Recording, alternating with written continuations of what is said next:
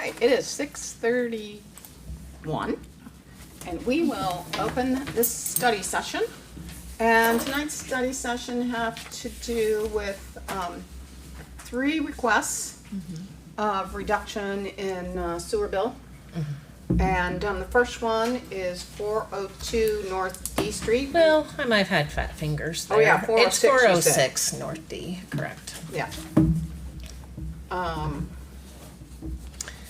Do you want to explain Sure. this one? So we received a request that this owner had information that frozen water formation was coming out of their apartment. They went there and found the floor flooding, 2 ceilings had collapsed. Water escaped out the back of the building in 3 places, and water still poured into the apartment. They got the water shut off. The next morning, they located the burst pipe, and another pipe cracked, but not leaking as yet. I think that's what it's supposed to say. The plumber repaired the pipes and the water was turned back onto the apartments. Our sewer department did an inspection. They go out just to kind of verify if they can see any plumbing work done, if they can see any damage, or if there's any proof of, the claim. So this one came back undetermined by our sewer department. And basically because they did see where pipes had been redone, but they can't verify if it went down a drain or not. The unit was unoccupied. The unit's carpet was also covered with water. There is a floor drain in the unit's utility closet. It is within possibility that the water went down the drain. The owner also stated that there was a low point beneath the bathtub in the unit, and he believes in access for the tub drain. The area under the drain and apparently dirt, therefore, is possible some water could have drained through the dirt. So they could not verify whether it definitively went down a drain or did not go down a drain. Okay. So that's where that one is sitting at. Okay, any questions or discussion about this one? This is on the actual agenda that we'll have to vote on. So, anybody want to take up any questions or discussion on that? It sounds like a lot of water was still contained within the building, so that did not go down the drain. If it was in the ceiling, the walls, and the carpet, and the floor, and there was dirt, that it could have escaped through the dirt. So it's hard to determine if any, went down a floor drain. So. Yep, fair statement. Okay, any other comments? So what does that mean? That means I would probably be lenient in waiving the sewer fees on that one if we can't prove it went down the sewer. Has Water and Sewer had a chance to review this, or Water and Sewer Committee? I sent these 3 to Water Sewer Committee, but I didn't get a reply, so I just went ahead and put it on the study session. So we're doing it here. Yeah. So you're the committee. All right. You are the water committee at this moment. Yeah. Okay, no other comments? Let's go to 701 West Briggs.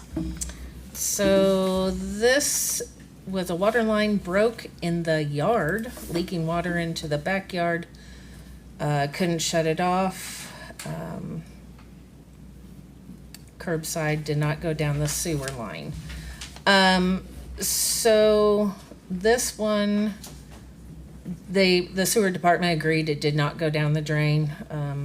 It was in the side yard. The water flowed into the backyard, so it did not, to their viewing, go down the sewer. And what's the amount for that one? That one is $436.14 would be the difference. Okay. I'm sorry, what was the first one? What was that amount again? The first one is $549.01. Okay. Okay. Any comments about that one, council? I guess I would ask is what's the standard review? I mean, I've I mean, that I haven't one's been on pretty water and cut. sewer for a while, so what, go ahead, sorry. I think that's cut and dry, isn't it? If it doesn't go, if they can't, if they can show that it didn't go down the drain, then we usually waive the fees. So, Yeah, the sewer fees. Okay, okay. All right, That's so the we waive. only portion we would be able to waive. So that's pretty clear here. Okay. although we do have two people here from water and sewer, so and I'm not one of them, so Yeah. Yeah. maybe they should be Weighing in. weighing in more than me. Okay. 505 South Fourth. This one, they were out of town this winter and were notified in March. Sorry, I was trying to. When they received their monthly bill, they could not find a leak, but water was shut off. Would like a petition to waive sewer charges for February and March. So there wasn't a leak to inspect, Who shut their water off? We did? but shut water off, well, that I can't answer. And it says on March 6th. But shut water off on March 6th.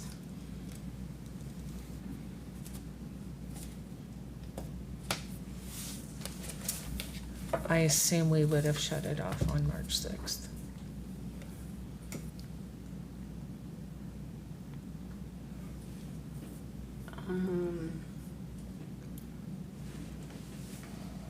So we did not send the sewer department out because there was no leak found. We didn't have anything to investigate. Is this February 692 and March 127 their water bill as a whole on this letter?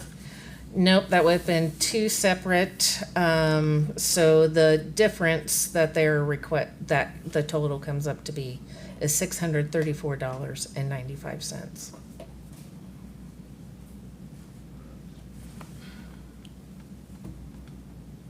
So water and sewer did not go out Correct, because there was no leak. There's no Correct. evidence of leak. correct. If I understand it, that would mean there's no waiver. There's no reason to waive. There's no evidence that we should waive. Right, because there wouldn't be any way to prove water went anywhere. Are these owner occupied home? Yes, but they were out of town, I guess, at that time. But somebody could have, on the outside of the house, go and turn the spigot on? Anything's possible. That's a possibility, Anything's right? possible. They could have just had a toilet running too. Yeah. They what? Could have had a toilet running the whole time they were gone. They were Could have had gone toilet for running? when it sounded like, right? They were gone for extended. Yeah, Yeah. That So they could have happened. just had a toilet that was running, yep. Yeah, which would go right down the drain. But if there Right. was no water inside the house, then right, chances are it probably went down the Yeah. drain. okay, Yeah. yeah. That one seems pretty cut and dry, Yeah. that there's no leak. Kind of a there's no- drag. Yeah. Yeah. Yeah, reminds me of my husband when we left the house on, Mm. outside. I did that once. What happened? We paid the water bill. So I don't think there's any reason why this would be any different. Yep. Unfortunately, there would be no waiver. Yeah, Yeah, I agree. okay. All right, well, that's, So what's our determination on the first case? Maybe yet to be determined. Yeah. I mean, Right, we haven't. we're only making recommendations, if that Right. even. I mean, it's to really, ourselves, right? it's just, yeah. Yeah. So, I don't know. I mean, that one's less clear. It It's is. clear the second one, 701 West Briggs, I believe it's clear, it should be waived. Yeah, that's, It's clear the third one, it should be no waiver. I mean, Correct. based on I agree with in the that. past. Yep. The first one is not as clear. No. That's, on the other hand, what I read is that the only water that could have gone down the sewer would be in a floor drain, and the walls were wet, and, I mean, so the question And is, the ceiling had caved in and. how much could have gone, plausibly could have gone down the floor drain, and how many? and that one's 54901. Yeah. I don't know. It would had to have been quite a bit of water in order for the roof to, That's what I'm Cave thinking. in. Yeah. that Yeah, seems like to that- me. that tells me that a lot of water escaped, not down the drain. Right.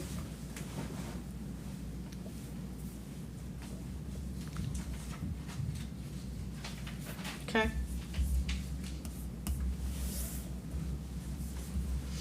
Alrighty. I guess we'll cross that bridge when we get to it. Do we have any further, I mean, I'm just curious, you were suggesting, Tom, that we would probably waive it or waive a portion of it, or what are we talking about here?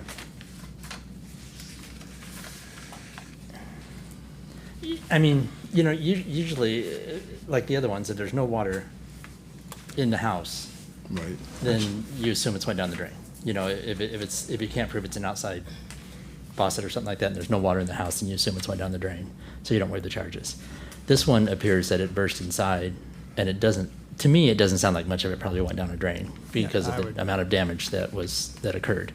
So, you know, you have carpet and floors that soaked it up, and walls and ceiling that caved in, and there was a lot of water, and a dirt floor underneath the tub that, you know, it could have gone down through that too, which doesn't go down a drain. So I'm inclined to believe a large percentage of it, if not all of it, probably didn't go down the drain, but that's just, I mean, I have no proof of that, but to me, it seems like there was an awful lot of water still present within the property. So that did a lot of damage. So it probably did not leak wherever it leaked and went down a drain. Is that, waiving this, is that what we would normally do in a situation like this, Vast? Well, it seems to me like if they can, you know, if we can absolutely prove it, somebody can prove it, that it didn't go down the sewer, then we would waive it. If they can prove it. Generally, it's pretty clear one way or the other. Yeah. Well, It seems Generally like. it is. if you actually look at this, it says, when the department found the floor flooding, 2 ceilings collapsed, water escaping out of the back of the building in 3 places. So it seems highly improbable to me that a lot of water found its way into a floor drain. That really stretches it, in my view. I don't know, but it sure seems a little stretchy.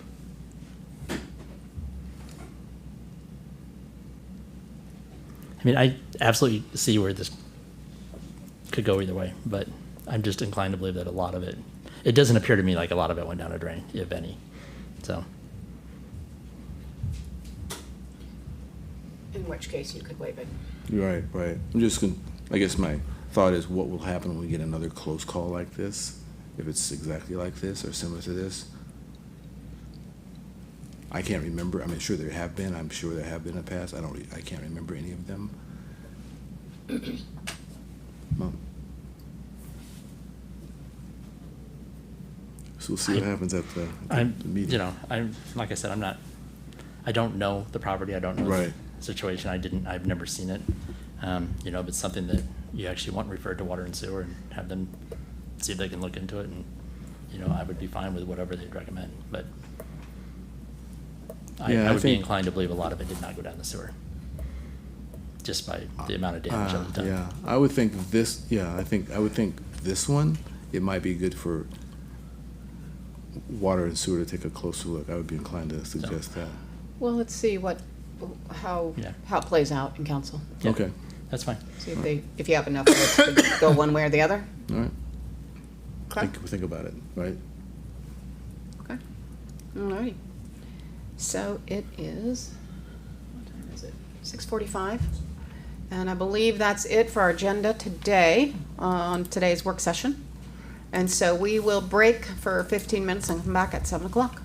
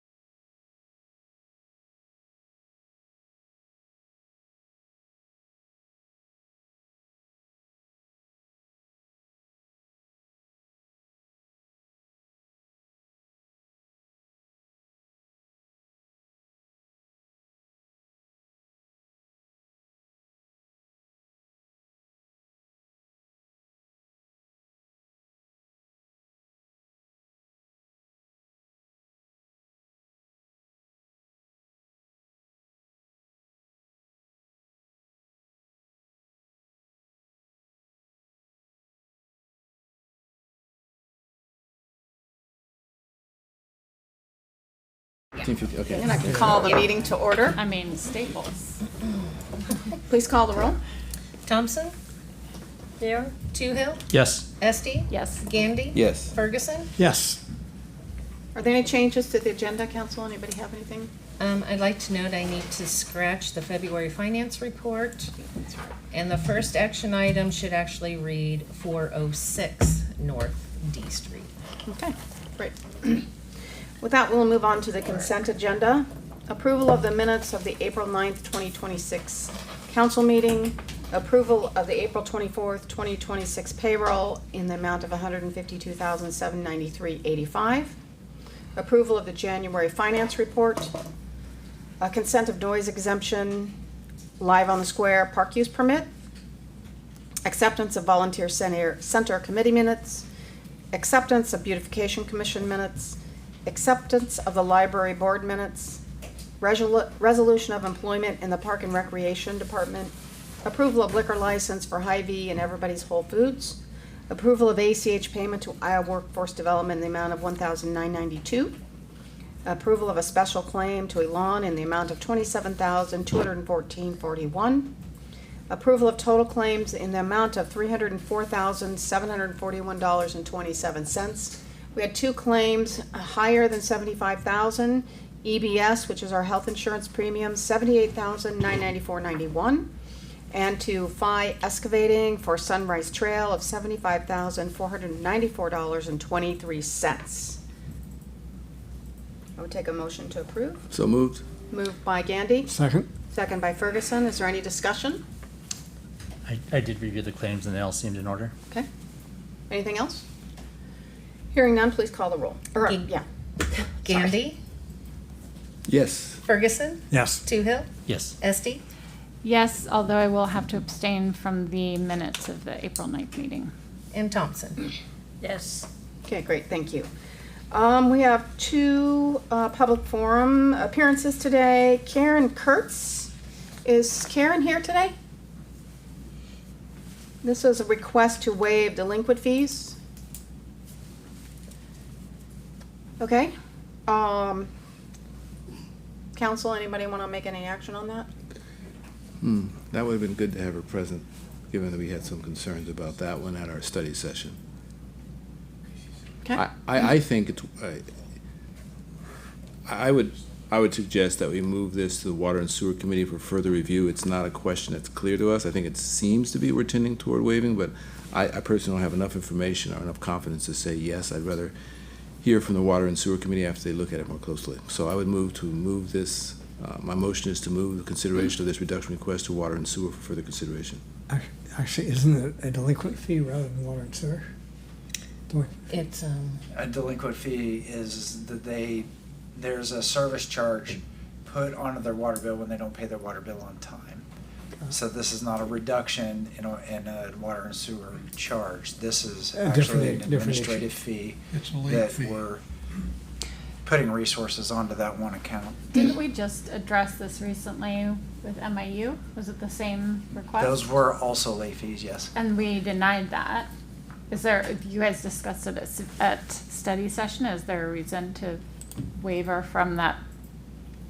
Or, this particular one was not at study session. Yeah, Oh. this wasn't. Yeah. oh, I'm this sorry, I wasn't- thought thinking Mr. of Gandy another- mentioned, another- oh, Wait, okay. okay, so what was that study session? What address were you talking about? What were we talking about at study Talking about the session? public forum, not the reduction requests, action items. Okay, Yeah, so this is a different request gotcha. to waive their delinquent fees. All right. So we do have a motion on the floor. Does anybody want to second that to move it to water and sewer? Hearing none, the motion dies. And let's just move on. Well, have we made a determination? I don't, It sounds like if there's no action, we wouldn't do anything. right. That means we would not waive it. Yeah, we would not waive it, yeah. Okay, all right. Okay, let's just go on to the next one. Harvey Diamond, is Harvey here? Oh, yeah, here, go ahead. This is related to a security deposit. It's a little intimidating looking at all you guys. No, we're Even- fine. even We're though- really nice. We're not that scary. I've been out here since 1985, originally from Brooklyn, New York, and I think I still have an accent. I'm not sure if I do or not. But, and the reason I'm here, it's a very, very simple kind of claim. My friend here, Dr. Darcy Dill, he bought a home in North Campus Village, and he's in the Philippines when he purchased the home. And at that time, we wanted to keep the water on in the house while he was away. It was winter time. So he called up City Hall with one of the people here, and they said that I could come in and I could put up a deposit, for it. And then when Darcy comes back, I would get my deposit back, and Darcy would put it in his name, and then he would pay the bill. So when Darcy came back, we both, went to City Hall. He paid the bill, he got his deposit back, and there were two ladies that worked there. I forget which one I spoke to. And she said to me, okay, I said, can I get my deposit? She said, no, we'll just mail it to you. She said, where shall I mail it? Shall I mail it to Darcy or mail it to my place? I gave my address, so everything was fine. And 2 weeks, passed by, and I didn't receive my deposit back. And then I call up, City Hall, and say, what's up? I didn't get my deposit back. And so we decided we're not going to give you the deposit back because we have a new policy. And this new policy means that you have to put up a security deposit, when you open up an account. Now, it seemed kind of ludicrous to me because I had this account for 35 years already, and they never made a late payment on it. And I understand the value of putting up money on it for a new customer. That makes complete sense, and to keep it obviously in case the account goes in arrears. But there is no policy, as far as I know, where they're stating that old people have to put up deposit. No, I never would have been called to get a deposit. No one else has been called to put up a deposit. So I just felt it was very unjust and unfair. So that's why I'm kind of appealing this. Plus the communication really wasn't very professional at all, because we were given all sorts of wrong information. They would get the deposit back. When it went to the office, they said they could send the deposit back. And even if they didn't decide not to do that, they should have sent some letter of communication or something, but nothing. Just waited 2 weeks, and I called and said, well, too bad. That's a new policy. So to me, I feel it's very, very, unfair decision that they make. And I'm appealing to you, I guess. That's why we call it an appeal, to hope that you see it the same way, that I am entitled to get the deposit back. So did you, ultimately, were there two deposits made, one from you and one? Yes. Yes, I made the deposit first when Darcy was in the Philippines. Okay. And then when he came back, he gave another deposit. He paid his bill, and then they said they would mail me my deposit back. Gotcha. And then they're saying to me, well, we have a new new rule. Yeah. So, which is understandable for new people, but not for someone who's had an account for 35 years. It just didn't make any sense to me. So Yeah. it's not really even the $150. It's just the principle of the matter. Is why I wanted to come here and Yeah. express this situation. So I think Rebecca has comment about this. Well, yeah, Mr. Harvey and I have spoken on the phone. Oh, okay. Or Diamond, excuse me.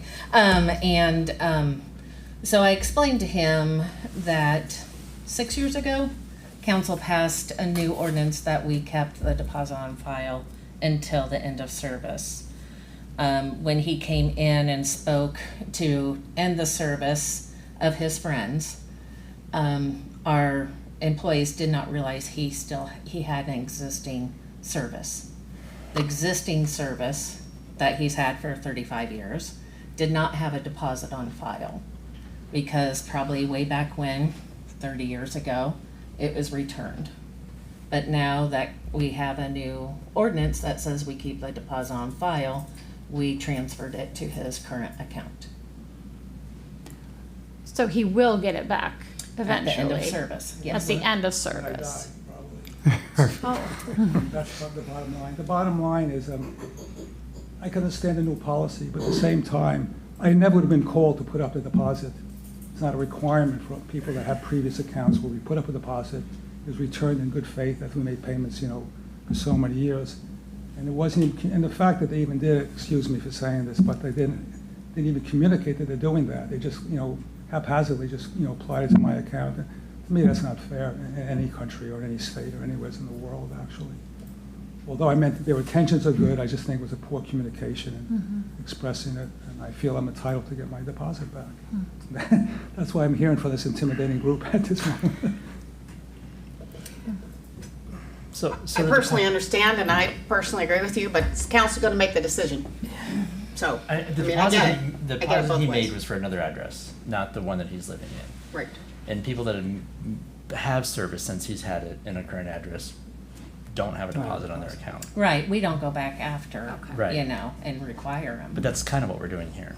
Yeah. Well, because we're kind of going back after. right, but And that just was, because we you have know, access to we it. transfer it to the active account. so- Right. Right. But the deposit was really made for a different address, Right. for a situation to help somebody out. Yes, So I would be inclined to return the deposit. okay.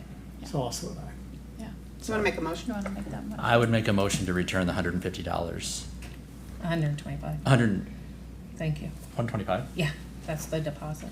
Okay, it says 150 in the letter here, so Well, I it's was, 150, and then what they said is, even though the water was already turned on by the previous owners, they charge you a turn-on fee, even though it's not being really turned on. But, you know, I thought that was odd also, but I accepted that because that's the policy, you know, that's Well, the policy. the That one 26, you yeah. accepted Yes. then, Yeah. so Yeah. it's really Service fee. 125? Yeah, it's 125. Mhm. The deposit is 125, Right. 2650 is the service fee. okay. All right, so then I would be inclined to return the $125 deposit to Mr. Diamond. Thank you very much. And a motion to return the $125 deposit to Mr. Diamond. I'll second that. Okay. So the 2650 wasn't charged twice? Yeah. It was. Yeah. Anytime anybody puts water into their name, at Because 2650. it's a service transfer. fee. Yeah. Yeah, it's a transfer fee. Because the- we send people out to go read the meter. Right. There's a service But- order. But you got the 2650. Pardon me? The 2650 was in that initial payment. Right, but that's gonna get charged anyway, because that's a service fee to go out, because Yeah, we but they have to both send paid somebody it, so I'm out. Yeah, they confused. both paid it. Because it got transferred to another person, so they had to go out and read the meter Yeah. again to Mhm. start with the Oh, next okay. person. Got it. So Right, there's a okay. $26.50 charge for each one of them, once when he put it in his name. Yes. And then again, when it was changed to somebody else's name, they had to go back out and read the meter and then transfer everything into a second Okay. name. Okay. So there's a fee for that one too, Yes. Okay. Okay. Gotcha. so. Okay, makes sense. so we have a motion and a second to return $125 to Mr. Harvey Diamond. And is there any other more discussion? No, please call the roll. Toohill, Yes, Esti, Yes. Gandy, Yes. Thompson. Yes. Ferguson. Yes. Okay, I guess that passed. Thank you all very much. Yes. It's been a pleasure. Sorry you had to work so hard for that. Please forgive us. Okay, resolution, action items, and ordinances. The first action item is consideration of reduction request for 406 North D Street in the amount of $549.01. We just discussed this at study session. Right, that's the one we discussed. That's the Okay, one I'm we gonna discussed. back, all right. And it's unclear I'm gonna whether. resurrect, okay. Yeah. I want to resurrect my motion for Okay. this particular item. Huh? It's your time to shine. It now. You is. got it. I'm on it. I'm ready for it. Ready on. A whiff next time, okay. So, as regard to 406 North D, I do recommend that this be referred to Water and Sewer for further consideration. I know we discussed it at a study session, but in my mind, there's a little bit more review I think is warranted. And I'd like to have a review by Water and Sewer and then a recommendation from them as to how to proceed. So I move that we move this to Water and Sewer for further review. Is there a second? I'll second. Okay, there's a motion and a second. Gandy and Ferguson to move the reduction request for 406 North D to Water and Sewer Committee. Any discussion? Not, please call the roll. Gandy. Yes. Ferguson. Yes. Toohill, yes. Esti, Yes. Thompson. Yes. Okay, that was approved unanimously to move to Water and Sewer Committee. Next action item, consideration of reduction requests for 701 West Briggs Avenue. This is amount of $436.14. And I think we determined that this water did not go down the drain. Right, I would move to waive these fees. Okay. Moved by Gandy to waive the $436.14 Second? and second by Toohill. Any discussion?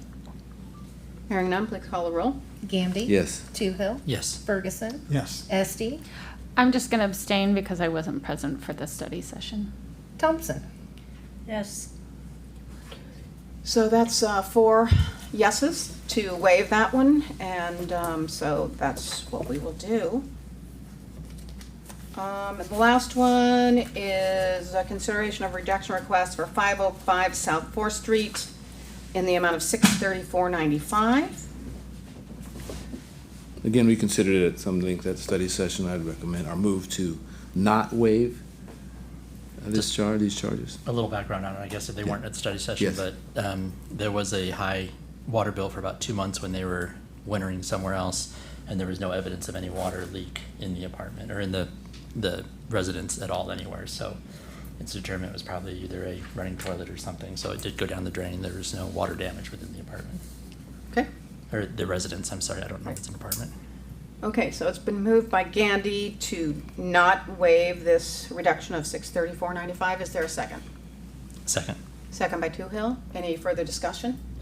Not, please call the roll. Gandy. Yes. Toohill. Yes. Thompson. Yes. Ferguson. Yes. Esti. I'm going to abstain again just because I wasn't present at the study session. Okay, so four yeses, so that's passed. Next is a consideration to accept our award of 2026 Paint Iowa Beautiful. And we have Deb here from Beautification, who probably excited to get this award. So we just need to accept it.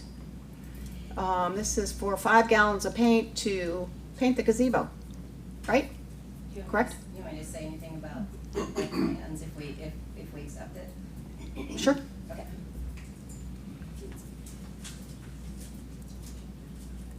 So as you know, our gazebo has been white for a very long time.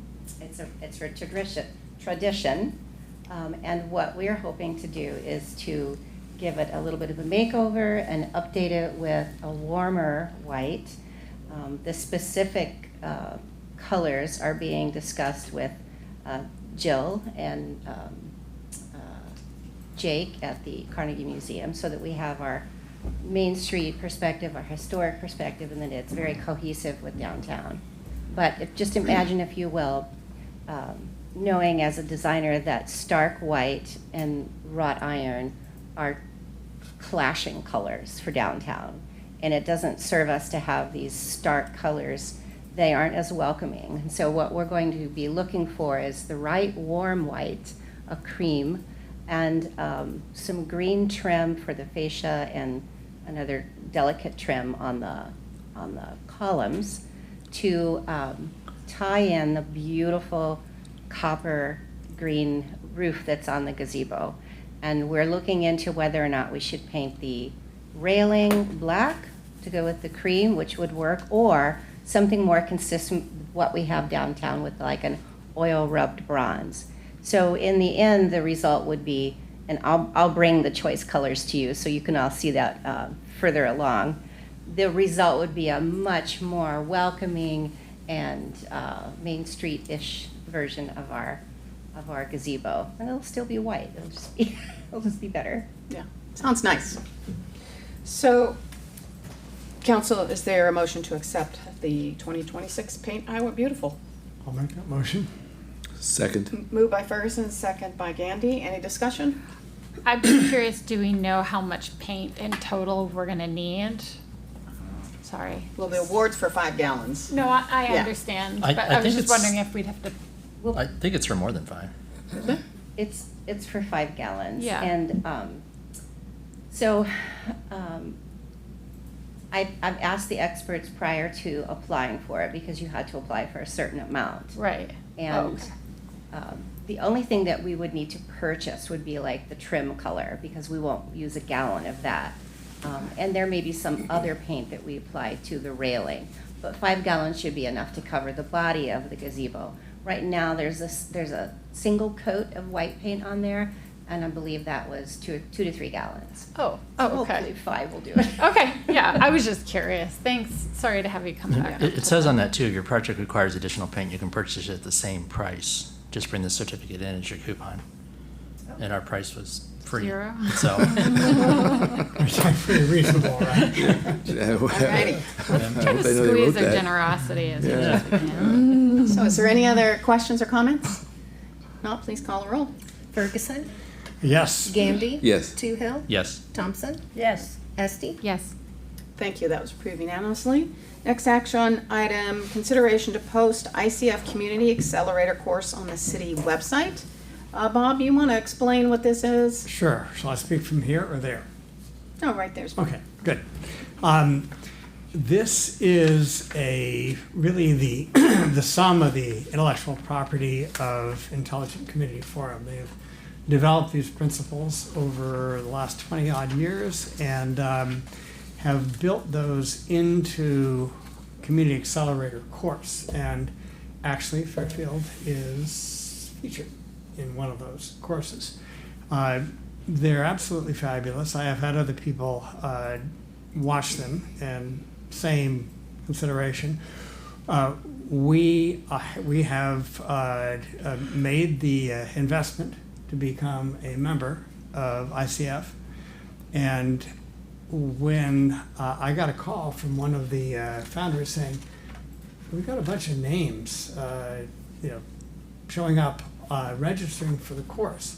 The normal course of events is that city fathers and mothers and a few insiders would have access to the course for free. Well, I thought the best thing in the world would be for everyone in Fairfield to watch the course and get the advantage of it. And so I was handing it out, and so I asked the founder, I said, well, what would be fair if we open this to everyone in Fairfield? And so they came back and they said $1,500. And I said, okay. So I'm raising that privately. And so it won't cost the city anything. And we have all but the last 500, and I think that's going to be coming in. So I just wanted to bring it in front of everyone saying, should we get the $1,500 in, and should we pay it?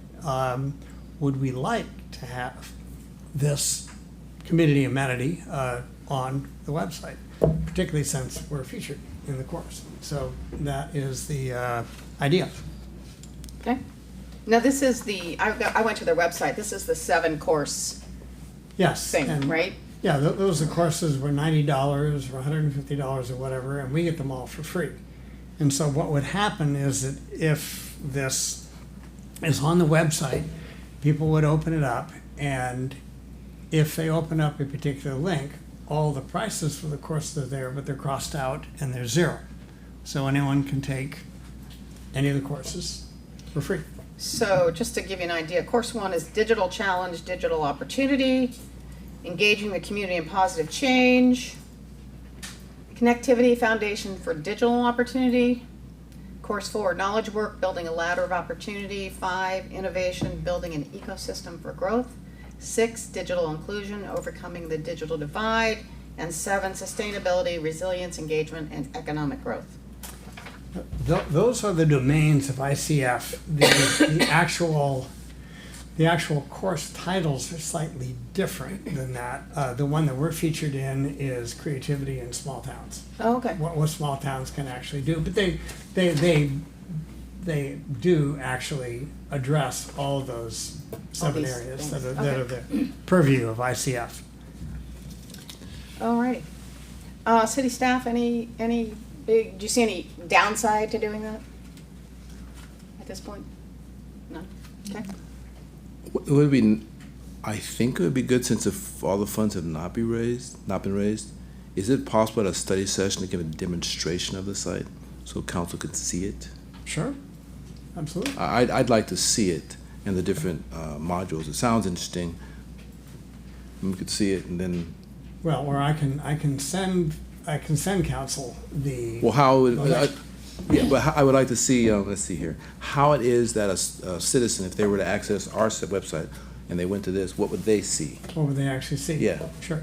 And how would they navigate it, what they find? Well, it's going to go to their site, right, Bob? Yeah, it's just going to go. It's going to go to the course site, The link. and yeah, there's a link, and there'd be a little bit of language to explain what this was, why it's here, and then they'd go to the site, and they would see the courses, and they would see this is all explained. I on our Civic Intelligence Hub, I have a little paragraph that explains this. So it's pretty easy to,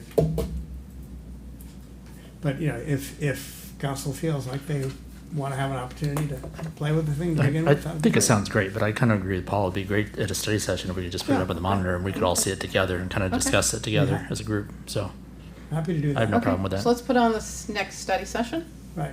and then we can put this on the agenda again. Good, and Next what time. I will do is I'll send a link to everyone ahead of time, so if Okay. you want to peek at it ahead of time, that'd Sure. be great. Is it the same link that's in your email requesting this meeting agenda item? Yeah. Okay. Okay. So again, we'll put that on next meeting. We'll take no action. Next action item is consideration of change order number 5 for the fire station in the amount, you go ahead, Melanie, if I believe I have this right, $76,179.02. I think in my project update a month ago, I discussed this a little bit. But at the beginning of the project, with the early delays we had related to the basement excavation, the change orders that we had a year ago associated with that, they were all related to the actual excavation and the rock that needed to be put back in. What is in front of you tonight is the overhead costs associated with it and extending the contract completion date for Christner. So this is their delay in schedule for the early delays of the project.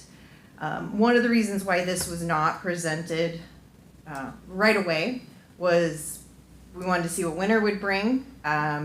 With the delays early in the project, the building wasn't enclosed by December. So had we had a very rough winter, this cost would have been much higher because of heating and temporary blocking and a lot of things that they didn't have to do because it was a relatively mild winter and they were able to continue most of their operations without a lot of those extra things. So this change order, yes, it has a cost of $76,179.02, but it also increases the substantial completion date by 210 days.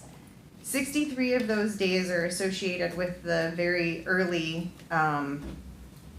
delays at the very beginning of the project associated with the school. And then the contractor has requested an additional 21 weeks or 147 days for the summer. I believe what they have written is due to rain, winter conditions, subcontractor coordination. Basically, yes, we were delayed 9 weeks in the beginning, but then that screwed up our schedule the rest of the way around.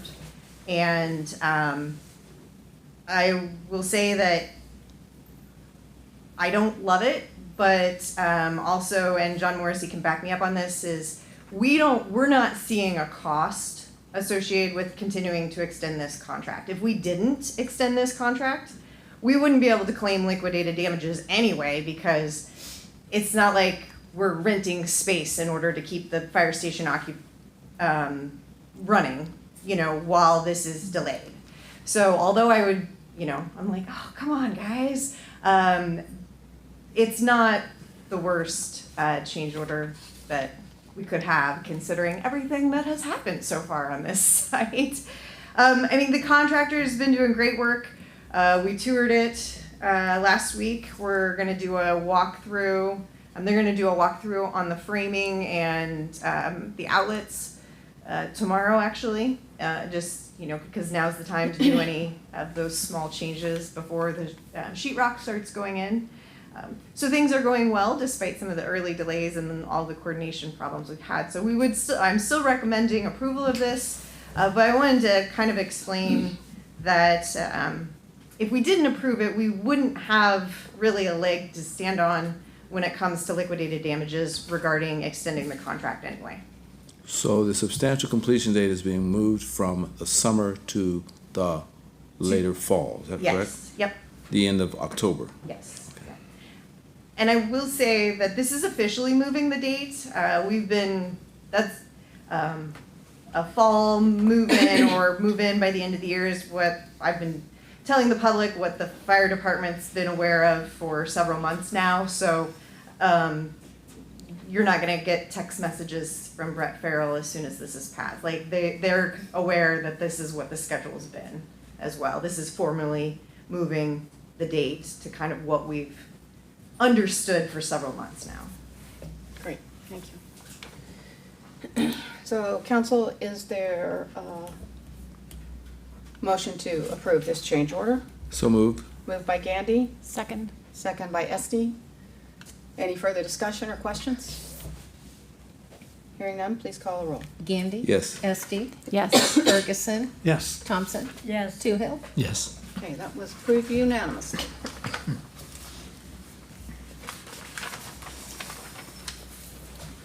Next, I'm going to open a public hearing on the matter of the airport entrance road and parking lot plans, specifications, form of contract, and engineer's estimate. So again, we're doing some upgrades to the airport road and parking lot. And at this time, I'll open the public hearing to see if anybody wants to speak to this.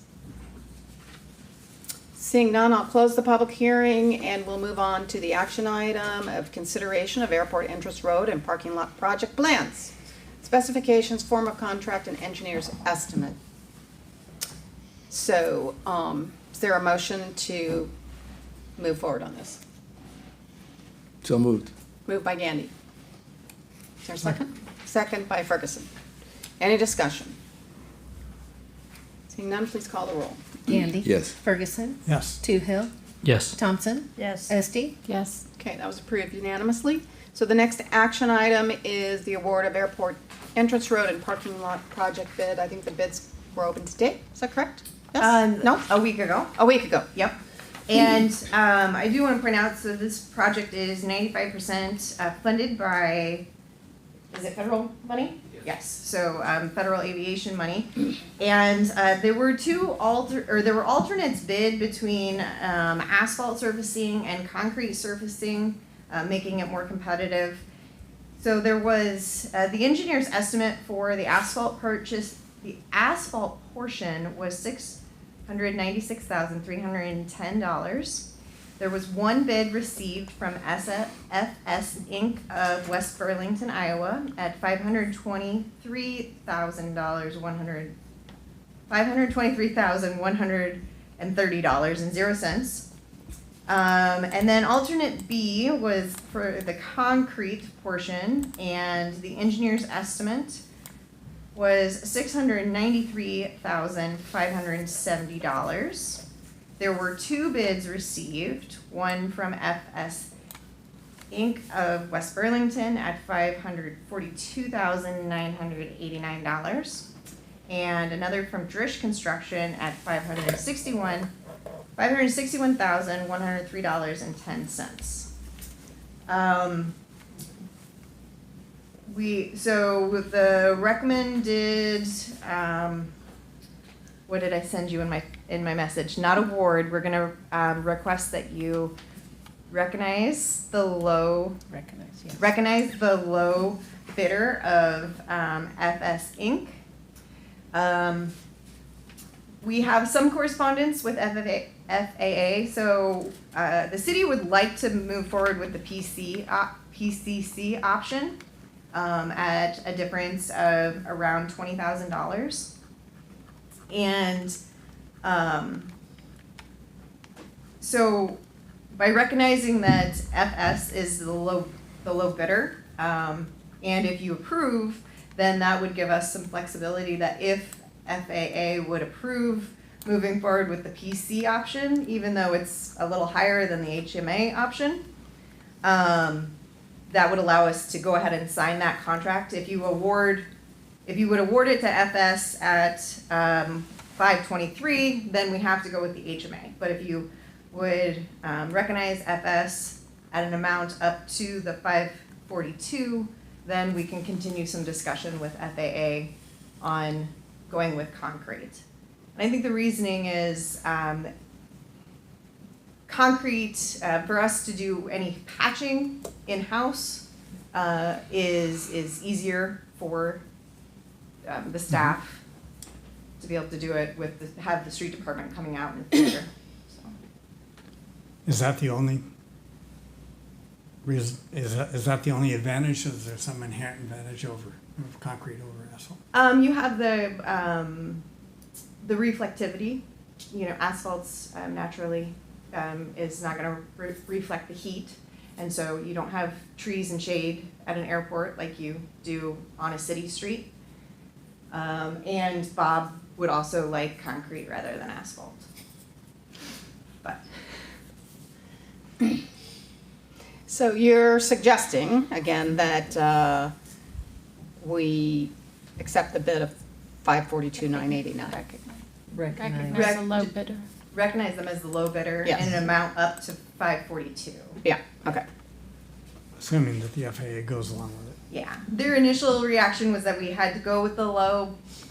We might ask them a second time just to make sure, but at $20,000 difference, we don't see that very often, being that close between those two options. Okay. Well, I'll make that motion then to recognize the low bidder of FS Inc. and approve up to $542,989. Yes. Okay, is there a second? I'll second. Second by Toohill. Further discussion?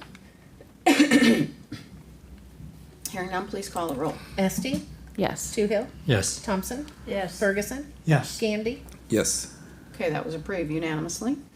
Okay, next is, again, another public hearing on the matter of amended planned unit development and preliminary and final plat North Campus Ridge Subdivision Phase 2. So I'll open the public hearing. Martin, you want to say anything? No, I don't think so. I think we've all been through it, so. Okay. Unless you have any questions, I'm happy to answer. Yeah. Anybody else have anything? Okay, I'll close the public hearing and let's move on to the resolution of the amended plan unit development and preliminary and final plat North Campus Ridge Subdivision Phase 2. Is there a motion to approve? Motion to approve? Moved by Gandy, Second. second by Toohill. Any discussion? Hearing none, please call the roll. Gandy. Yes. Toohill. Yes. Thompson. Yes. Esti, Yes. Ferguson, Yes. Okay, that was approved unanimously. Okay, thanks, Martin. Next is consideration to fix the date for the public hearing prior to final action on a public improvement project which may require acquisition of agricultural land and authorizing notice of intent to approve acquisition of property by eminent domain. This public hearing would be set for Monday, June 8th, 2026 at 7 p.m. And so for the public's information, this has to do with step 4. And that is working on the sanitary sewer from the Grease Lightning Hill up to Libertyville Road and up to Kingwood Court. So it's, you know, in the south part of town. So again, we're just setting the public hearing for June 8th, 2026 at 7 p.m. Move to set the public hearing for everything you just said on Monday, June 8th, 2026 at 7 p.m. Moved by Esti, I'll second it. second by Ferguson. All right.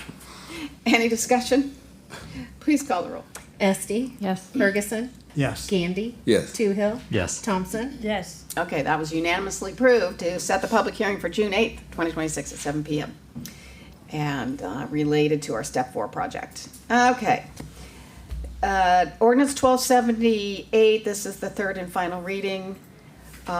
Consideration of amending Title 2 and Title 14 to clarify and update provisions related to the management and operation of the city's water utility. This is basically dissolving our water board that we used to have. So I'll open the public hearing. Does anybody want to speak to that particular issue? Seeing none, I'll close the public hearing. And again, this is the third and final reading for Ordinance 1278. Is there a motion to approve? A motion to approve third and final reading. Moved by Toohill, Second. second by Gandy. Any discussion? Hearing none, please call the roll. Toohill, Yes. Gandy, Yes. Esti, Yes. Ferguson, Yes. Thompson. Yes. Okay, thank you. That was approved unanimously for the third and final reading of Ordinance 1278. Next action item is related to adjusting our water rates. So again, this is setting a public hearing to restate our utility rates, and this would be from Monday, May 11th, 2026 at 7 p.m. So at our next meeting. Move to set public hearing? Moved by Gandy, Second. second by Toohill. Any discussion? Hearing none, please call the roll. Gandy. Yes. Toohill. Yes. Thompson. Yes. Ferguson. Yes. Esti. Yes. Thank you, that was approved unanimously. Next, excuse me, next public hearing and two ordinance readings will have to do with Kading Properties, consideration of rezoning parcels, 0626 1026. This is M1 Limited Manufacturing, and parcel 0626 1030, which is R2 General Residence. And we would be moving that to a planned unit development district. I will open the public hearing. Does anybody want to speak to that? Do you want to say anything, Ed? Well, Mayor, just that it is. Do you want to come up here? Sorry. We want the public to hear you. Thank you. Good evening, council. Just to clarify that at this point in time, this is Fairfield that is taking the process to change the zoning at this point in time in anticipation of the Kading property being approved, so. Yeah, okay. Thank you for that clarification. Anybody else? Anybody else want to speak to this? No? Okay. Maybe. Yeah, go ahead. Can you give us your name and what ward you're in? My name is Beth Foster. I have no idea what ward I'm in. I Okay. live on 12th Street, Okay. near the Habitat Humanity, Uh-huh. across the street from where this is going to happen. And we have questions about, we don't know anything about this. Uh-huh. When, how much, and I don't know what this limited manufacturing means. So I just would like more information about what's happening. Okay. So currently, the zone right now is limited manufacturing. So like Sky Factory is over there? Yes. And so this would be changing it from limited manufacturing to this planned unit development where there would be rental properties there. Okay. So it's not both. There's not going to be more manufacturing. It's either or. Correct. Okay. There would not be any manufacturing. Okay. You want to go ahead, Mel? You want Yeah. to say something to that No, effect? so I was gonna bring up, had Jason bring up this map. So the red outlined area is the area that is being considered for the rezone. And so it's listed as 2 action items because the current zoning is 2 current zonings, M1 manufacturing and the R2. And so to her question about industrial uses, the planned unit development zone, in short, the way I describe it to people is it's a document that it's kind of an independent code section that says these are the rules for this red outlined area, and it's, you know, in this particular issue, in this particular instance, they're very similar to an R3 zone. So it is residential, but in the PUD, what I guess I wanted to point out for her is that it does state that the project description is a mix of duplex, triplex, and 2-story apartments. So there is no industrial uses or business uses outlined in the planned unit development. Great, thank you. Thank you for giving that level of detail that I didn't give. I appreciate that. Melanie, I can could I have done a just better job. ask you a quick question then about, so going from the R2 to the planned unit development, I guess, what's the difference there? What does the general residence not allow for that the planned unit development would? Yeah, so R2 is generally 2 units and above. Okay. And so the PUD allows for a couple things. It allows for different styles of homes, and so allowing for something deep. What's the word? I don't want to say dense, but something other than duplexes. So the triplexes and Got it. apartments. But then also what the PUD does is it allows the developer or Fairfield in this case to request smaller setback. Well, not it's not always smaller, but it's typically smaller setbacks than what the R2 has. The R2, well, all of our residential areas have a front yard setback of 30 feet from the property line and a rear yard of 35 feet. And so they are proposing that there is 25 feet from the edge of the street to the front of the building, and then 40 feet between the rear of each building, which would be basically, if you assume it's even, it would be a 20-foot rear yard. I will say that we have half lots in Fairfield that are smaller than this. So. Okay, good. Thank you. Any other questions, comments? I have one comment. Okay. When we allowed Sky Factory to build, we had meetings with the neighborhood out there. I don't know if you were part of it, ma'am, but part of the commitment by the Development Association, by the city back then, is that we wouldn't allow any heavy type of industry in there after Sky Factory. Also, that we would focus more on the eastern side of that development area being residential, which we then followed with a subdivision called Doyle Subdivision, which is where the Habitat for Humanity houses are. I know that was okay with the neighbors. We also indicated to the neighbors that the focus out on the bigger area would still be either very light manufacturing or more housing.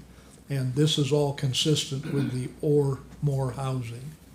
And to John's point, the future land use map and the comprehensive plan that we did 5 years ago had this area very similar to what the zoning is, that it had some light manufacturing and some residential.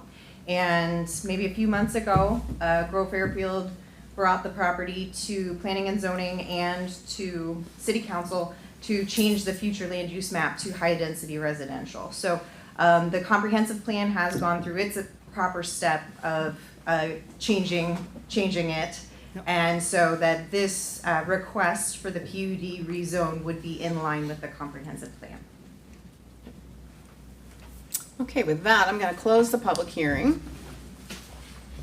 And the first ordinance has to do with the rezoning of parcels 0626 1026, which is the limited manufacturing section that you saw up there, to planned unit development district. So this is the first reading. So this, again, as far as I know, we're going through 3 readings on this.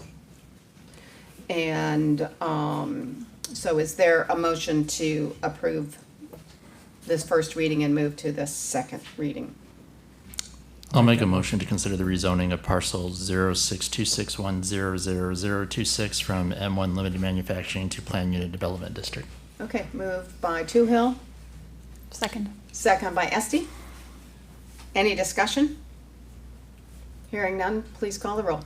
Toohill, Yes. Esty, Yes. Gandy, Yes. Ferguson, Yes. Thompson. Yes. Thank you, that was approved unanimously. Now let's go to this next one. Consideration of rezoning of parcels 0626100030. This is the R2 General Residence section of that, to Planned Unit Development District. Again, this is the first reading. I would move the ordinance regarding the rezoning of said parcel from R2 to PUDD to the second reading. Okay, thank you. Moved by Esty, Second. second by Toohill. Any discussion? Hearing none, please call the roll. Esty, Yes. Toohill, Yes. Thompson. Yes. Ferguson, Yes. Gandy. Yes. Okay, the next ordinance is a first reading, and this has to do with consideration of repealing Chapter 20.86, the Beautification Commission. What was discussed is repealing that and ultimately bringing the Beautification Commission under Main Street. So I'm going to open a public hearing. Does anybody want to speak to that? One question. What happens if Main Street is here for 3 years or 5 years or 6 years and then is no longer here? Do we envision the Beautification Commission coming back because the Beautification Commission is very valuable. Yeah, I would say yes. So if in that unlikely Yeah. scenario, if that were to happen, then the Beautification Commission would just come back and Yeah, I mean, obviously, they'd have to go through the process again, Yes. right? But I would kind of assume, I think that's Yeah, pretty safe assumption, okay. because I think the community does find it valuable, and we want them to continue their work. So does anybody else want to speak to this? Go ahead, come on up. Council. I'm Mandy Ford. I actually live in just outside of the city limits, but as you know, I usually do council meetings. Anyway, I just wanted to have a couple questions on if this is moved under Main Street, where do the open meeting laws fall under? And is there transparency on how things are spent? How does that all work? Also, if you dissolve the commission, are you no longer appointing members? How is that sort of set up? That was some questions I just had. So I would say, yes, we would not appoint, that would be Main Street's job to do that. And that's part of a lot of what they're intended to do too, also is get volunteers. As far as transparency, we would still be giving, the plan would still be that we provide certain amount of funds to them. Okay. So that would be transparent of how much would be given to them. I missed one question. What was it? That was the first question. Open meetings. Open meetings. Yeah. Not. Yeah, right. I was gonna say, I would say no, but I don't know if Main Street is doing anything to open up their meetings or, have publicize them. Yeah, usually close If to they meetings, have aren't they? parts of us attending, Sure. then we put our own notices in. Right. Yeah. Okay, I was just curious. Yeah. But still, any city projects would have to have council approval. Yeah. Yeah, okay. Good questions. Okay, anybody else? Yes. Okay. Do you want me to close the public hearing and Yes. go on to this part? Okay. Yes. Okay, so with that, I'll close the public hearing. We will move on to this ordinance of the first reading. So I'm gonna take a motion to approve or not approve, and then we can discuss. Is there a motion to approve this? Or do you want to discuss first? I'd like to discuss first. Okay, go ahead. Yeah, I have questions. I Okay. thank our city administrator for providing this memo about what the pros might be to consolidate Beautification Commission with Main Street. But in thinking about it, I see a number of issues. I'll just highlight some of the ones that seem most prominent to me. First of all, there's the promise we made to our taxpayers when we became part of or actually the lead applicant in the Main Street Fairfield application, and we were granted that status. There was an expectation that Main Street would have a singular focus, which is to rehabilitate historic downtown buildings. That's its primary mission. That's its scope. If you join Beautification Commission to it, then its scope expands because Beautification Commission has other responsibilities, including city interest projects, including community-wide beautification projects, which is beyond the scope of Main Street. And so by joining them together, you risk, I think, diffusing the mission of Main Street, diffusing the mission of beautification, and you end up with a less effective organization overall. So it's less effective, but also it's not the promise we made to the taxpayers, and it's not the understanding of the city council when we approved or we signed on to Main Street. Different mission, they have different footprints. I think the idea behind the two it would be good for them to cooperate. I think that Williamson, speaking as the chair of the Beautification Commission, spoke about repainting the gazebo as an example of cooperation between these two entities. To collaborate, that's good.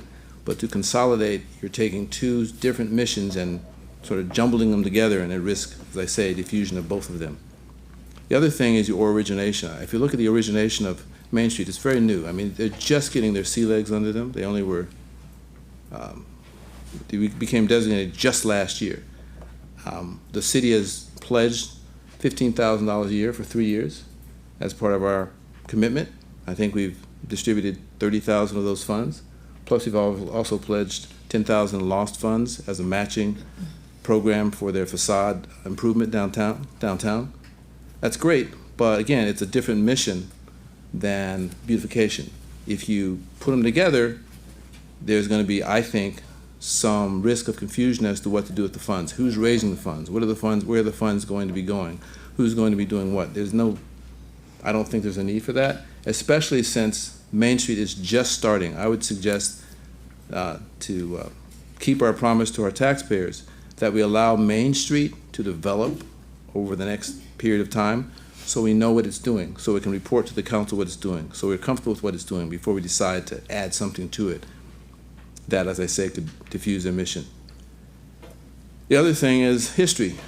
Beautification has a history of years, and they're dynamic now, and when we have a dynamic commission, we want to take full advantage of it. And right now, Beautification Commission is doing things, and they have vision, and they have creativity, and they have volunteers. And I don't think we want to do anything to weaken that or confuse that. And I think if we consolidate them with Main Street, that's exactly what we risk. Why not, while the cycle is such that they're very involved, led by Deborah, while they're very involved in accomplishing a lot of things, why not let them do that? And as they choose to, and as Main Street chooses to, they can certainly, again, cooperate and collaborate, but they don't need to consolidate. Leave them to be their own separate entities. Main Street, again, just to repeat, let them build their own entity over time, and it's just been a short period of time. And maybe we can revisit the idea of consolidating them in a year or 6 months or something like that when we actually know what Main Street is doing, what they're focused on. I was fortunate enough to go to a Traction Thursday event last Thursday. This is Bob Ferguson's idea, along with someone from Cedar Rapids. And Main Street, the executive director, Jill Lane, and one of the directors, Galen Satterley, spoke about Main Street and the particular incentive they have going on, having to do with facade improvement. And they're just, again, their website was just published a few weeks ago. They're just starting their mission. It's exciting what they have in mind, but it's in mind. It's not yet fleshed out. It's just beginning to be fleshed out. Even the organization is not fully fleshed out. I know the city, and me as a representative, is a member of the board of directors. That's what the bylaws say, and it's not entirely been fleshed out as to how that organization is going to be set up. So I'd say rather than, while they're just being formed, risk weakening both organizations, we leave them separate for the time being and revisit this if we want to after a period of time, 6 months or a year. So I would suggest that there isn't a need to consolidate them now, but wait. Okay.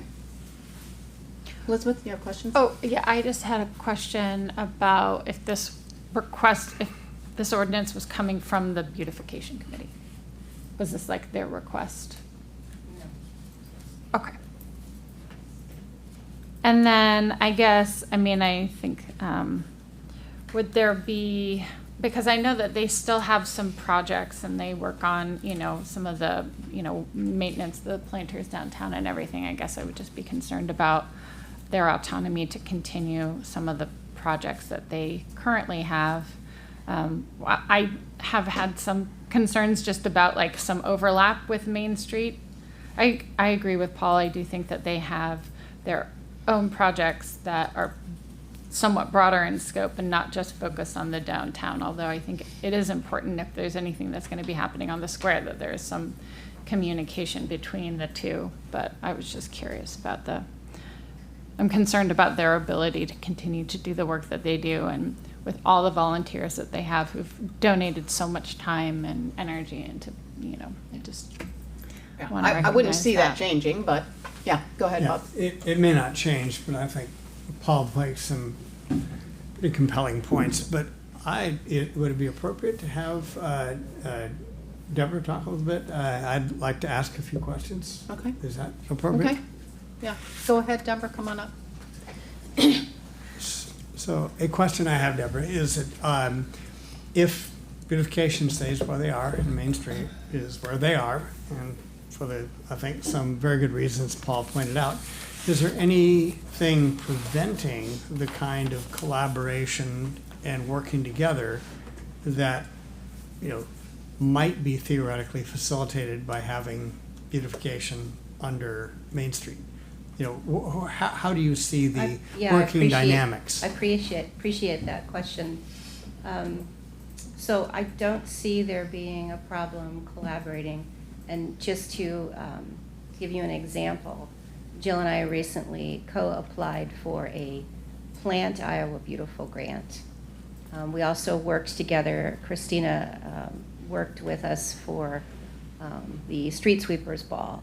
And so not only do we collaborate with grants, but we collaborate with events, and we support one another with volunteers for them, volunteers for us, equipment for them. So it's very, it's very simple and fluid and small town.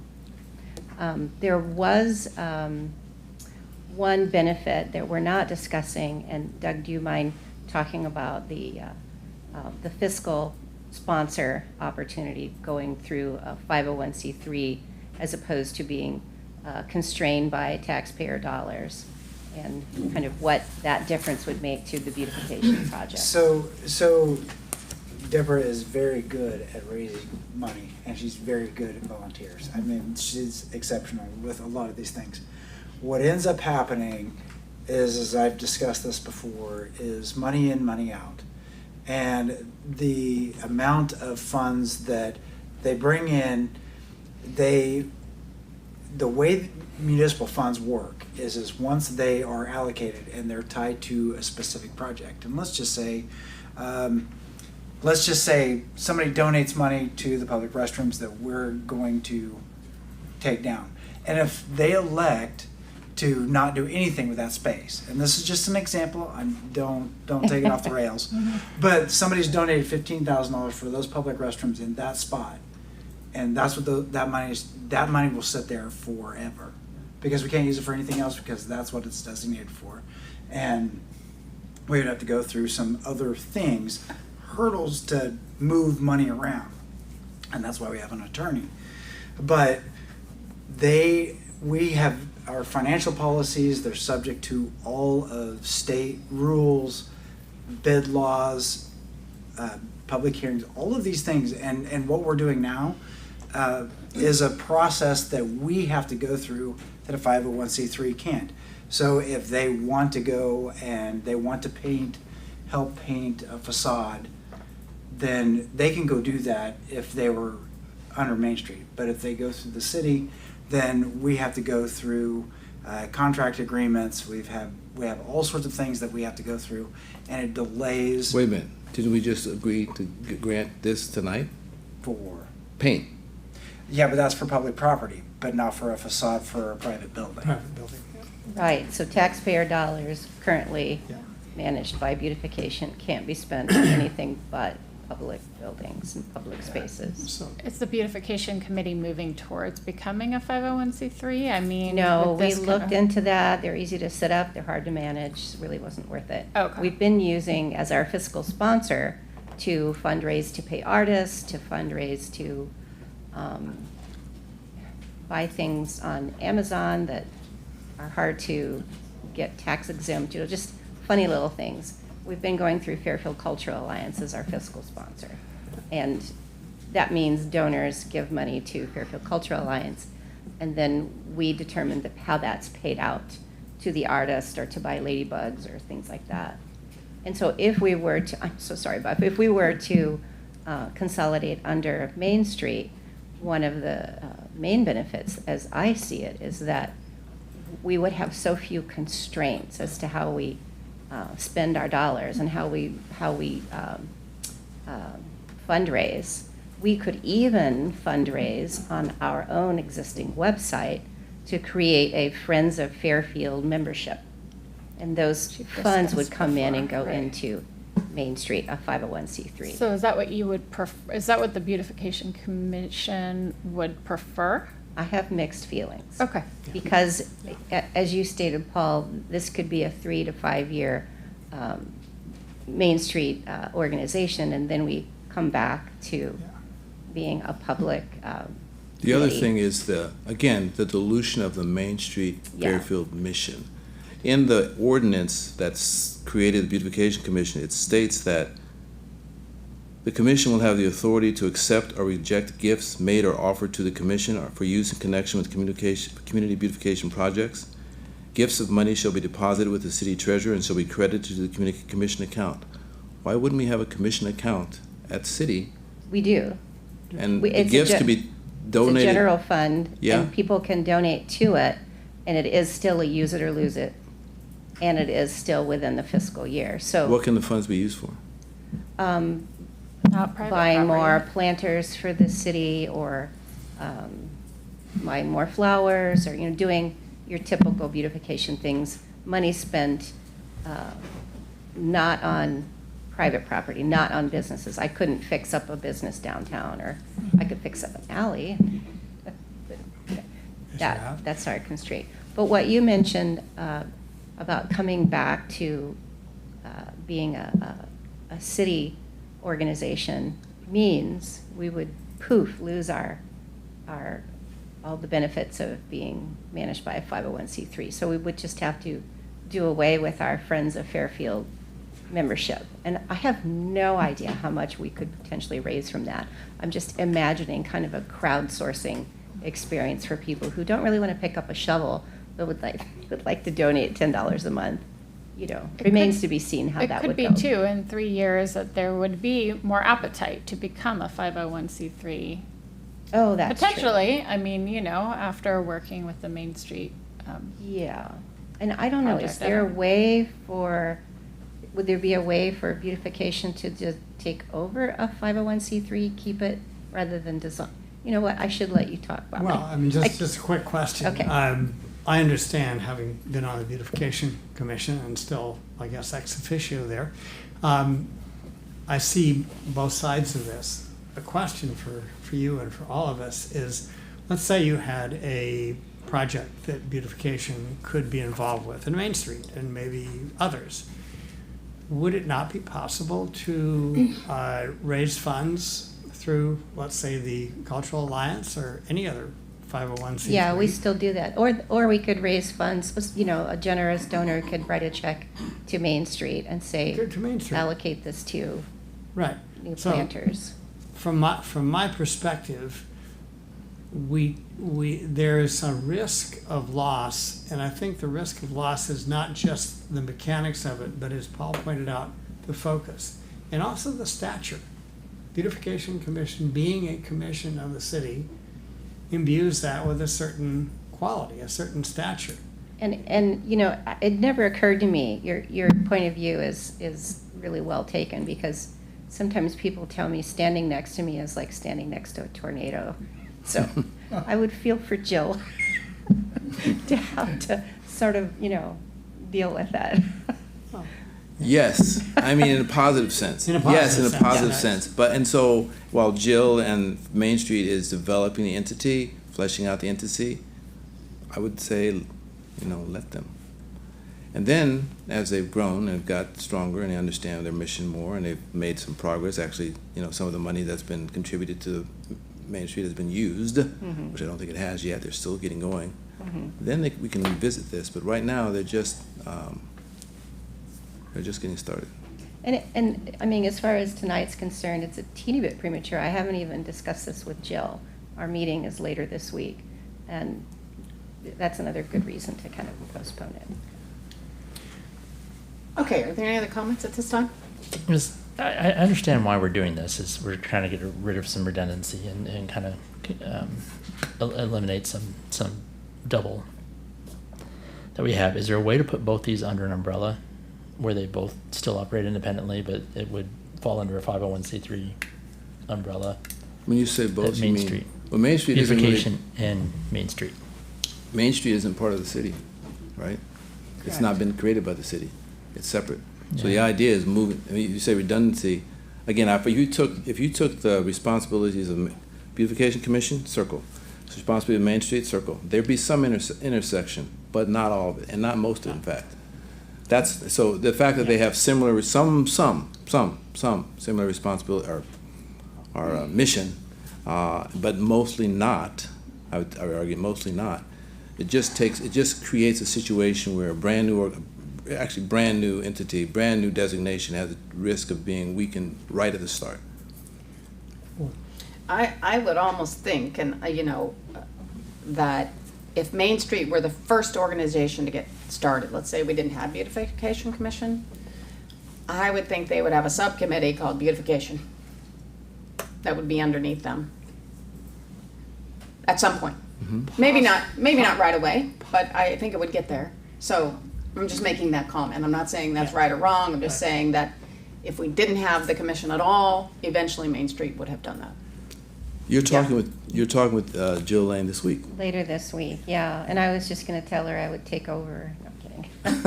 Yes. She has to understand that. Oh, dear. Tell her that. Make sure she knows what's going on. But, you know, it's also possible, I mean, these are tea leaves I'm reading, guys. It's also possible that the success of beautification could wear off on Main Street and help them evolve faster.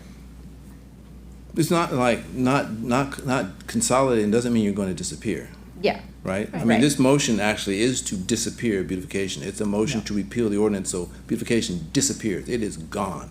You have to reconstitute it as part of a fair, Main Yeah. Street. That's the idea, And that's my the plan. people would come But with first you're dissolved, right? Why don't, I think it makes sense to have I'd be curious to see what Main Street thinks about it, right? Since we're Curious. thinking about putting something on the Main Street, well, maybe they want to they'd like to have a say. Yeah, who knows? Joe might not like me. I don't know. Well, and to your point, Mayor Connie, and to Paul's, Main Street has a very, very defined mission. It has a boundary that it doesn't go out, doesn't go beyond. I mean, it's a lumpy one, but it's a boundary. And beautification is the entire city. Now, it's true that a good bit of the beautification happens in that Main Street boundary. But as I think about this, again, having been through a lot of beautification meetings and seeing how you very effectively, after we kind of learned the ropes and what we could and couldn't do, we negotiated the financial end of things without a huge amount of difficulty, and it just feels it appeals to my sense of logic that if we had something that we really wanted to do that was way outside the boundaries, that we couldn't do it through the city, either do it through Main Street, have people donate to Main Street, have people donate to another 501c3. It just seems like that, we may be chasing a problem that doesn't actually really exist, and we may be creating a much bigger problem by chasing the problem that doesn't actually exist yet. So I want to follow up that with what problem are we fixing? So what relief will the city feel if beautification doesn't meet with you every month? That's not a loaded question. I'm pretty sure it's Doug's idea. Now you're getting to the heart of it. Well, I've expressed a couple times just a little bit of concern when we're talking about like the downtown, and so, when it comes to like the gazebo, when you first brought that idea, like, what kind of paint colors, and have you talked to Main Street, or like with the fountain or things like that? Yeah. I think that's been my primary concern, is just making sure that everybody's on the same page when it comes to the downtown, since we are, we do have that designation now. So your concern is that you want to see beautification fully coordinating with all the key stakeholders, like Carnegie Museum and Main Street, if we're choosing or recommending paint colors for the gazebo. Or if you're doing anything in the downtown area Yeah. specifically, making sure that you're coordinating with Main Street. But I've always raised that concern, and it seems like you've taken that and communicated with Main Street. If I have to, yeah. Right. I agree. No, I totally agree. That makes sense. Buy-in is a good thing. Yeah, certainly, since we went through all the work to get the designation, Yeah. we don't then just want to be like, okay, yeah, well, we're going to do whatever we want. And No, I totally get that. So probably before you moved here, I led the application for the Fairfield Cultural Alliance, and we had to form a board with both public and private board members. And it was a very sort of rigorous application, and we had to get consensus from a number of key stakeholders, representing historic and culture and a lot of things. And so we were able to eventually pull all that together and apply for the designation and get it. And I think that speaks to my ability to reach out to key stakeholders and to build a shared vision. Yeah, no, I don't think you can't do it. I just don't know if it You're worried- immediately, you're if worried it was that it wasn't immediately happening. springing to mind, right? So that was Yeah. the only concern that I had that I, felt like I shared at the time. I think council oversight is a good thing. I like our council oversight. I think we're reasoned and deliberate about it, and I'd hate to lessen that in a situation like this. I think that beautification, Main Street can be as successful, actually more successful, with the input of people who represent the entire community right here in one room from time to time. So I'd hate to lessen that by moving Beautification Commission off of council, off the city role, so to speak. Okay, great. So Doug, you spoke with Jill Lane, is that correct? Yeah, I've spoken with all of the downtown partners, and all of these things have been discussed and vetted, and the benefits versus the things that aren't working. The benefits seem to outweigh the negatives, and because I think that them working together, being able to raise money together, that's kind of and showing the city support. It helping each other and working together, and one way or another, we need them to be together, and what that looks like. Deborah and I have talked over the last year and a half that beautification, going out and helping people on their personal properties is a problem, and we can't do these sorts of things. There's things that the beautification wants to do, can't do, because they're using city funds and they're representing the city. But we're always trying to create a way that they can get the things that they want to get done within the confines of the law. and that's really important for us. I mean, we're the gatekeepers of that. Jill and Deborah get along well, I think. I've never heard any other murmur. They both have some ideas of how this could work better. And again, as I've said in both memos, that the oversight that the city has with specifically beautification's funds can be difficult at times. It can be a challenge. Yes, Deborah? When we say, yes, you can do this, or no, you can't do that. With Main Street, we're the applicants, but they're their own separate entity. We financially support them, but they tell us what they're going to do with the money, and they can just go do it, and they can circumvent. Well, now, let's hold on a second. Yeah. This is where I disagree in this case. Mm-hmm. We have not vetted it. We have not vetted this issue. Why? Because they vetted it with you. They vetted it with you. But Main Street, I was here, the mayor appointed me to be on the board of Main Street. Not an ex-official member, not a non-voting director, but a director. I have not heard anything from anyone on Main Street about consolidating the Beautification Commission. So I don't know who they're vetting it with, but it's not with a person appointed by the council to represent the city on the board. They're not doing that. One. The idea that because they're not consolidated, they can't cooperate is not. It's not true. Of course they can cooperate. Again, cooperate. What's the word I'm trying to say? Collaborate, but not consolidate. It's not necessary. It's not necessary for both of them to accomplish their missions to be one unit. It's not necessary. And the idea that is there's some challenge to the city because there's financial matters involved, because you have to be careful about how we use our money because we are subject to audit, which is right. Okay, we're subject to audit, so we have to be careful. Mm-hmm. So we're careful. Mm-hmm. But the fact that we want to push it off, and this is what I feel, we want to because I think Deborah is kind of a go-getter. We want to kind of rein her in, and maybe it takes some work.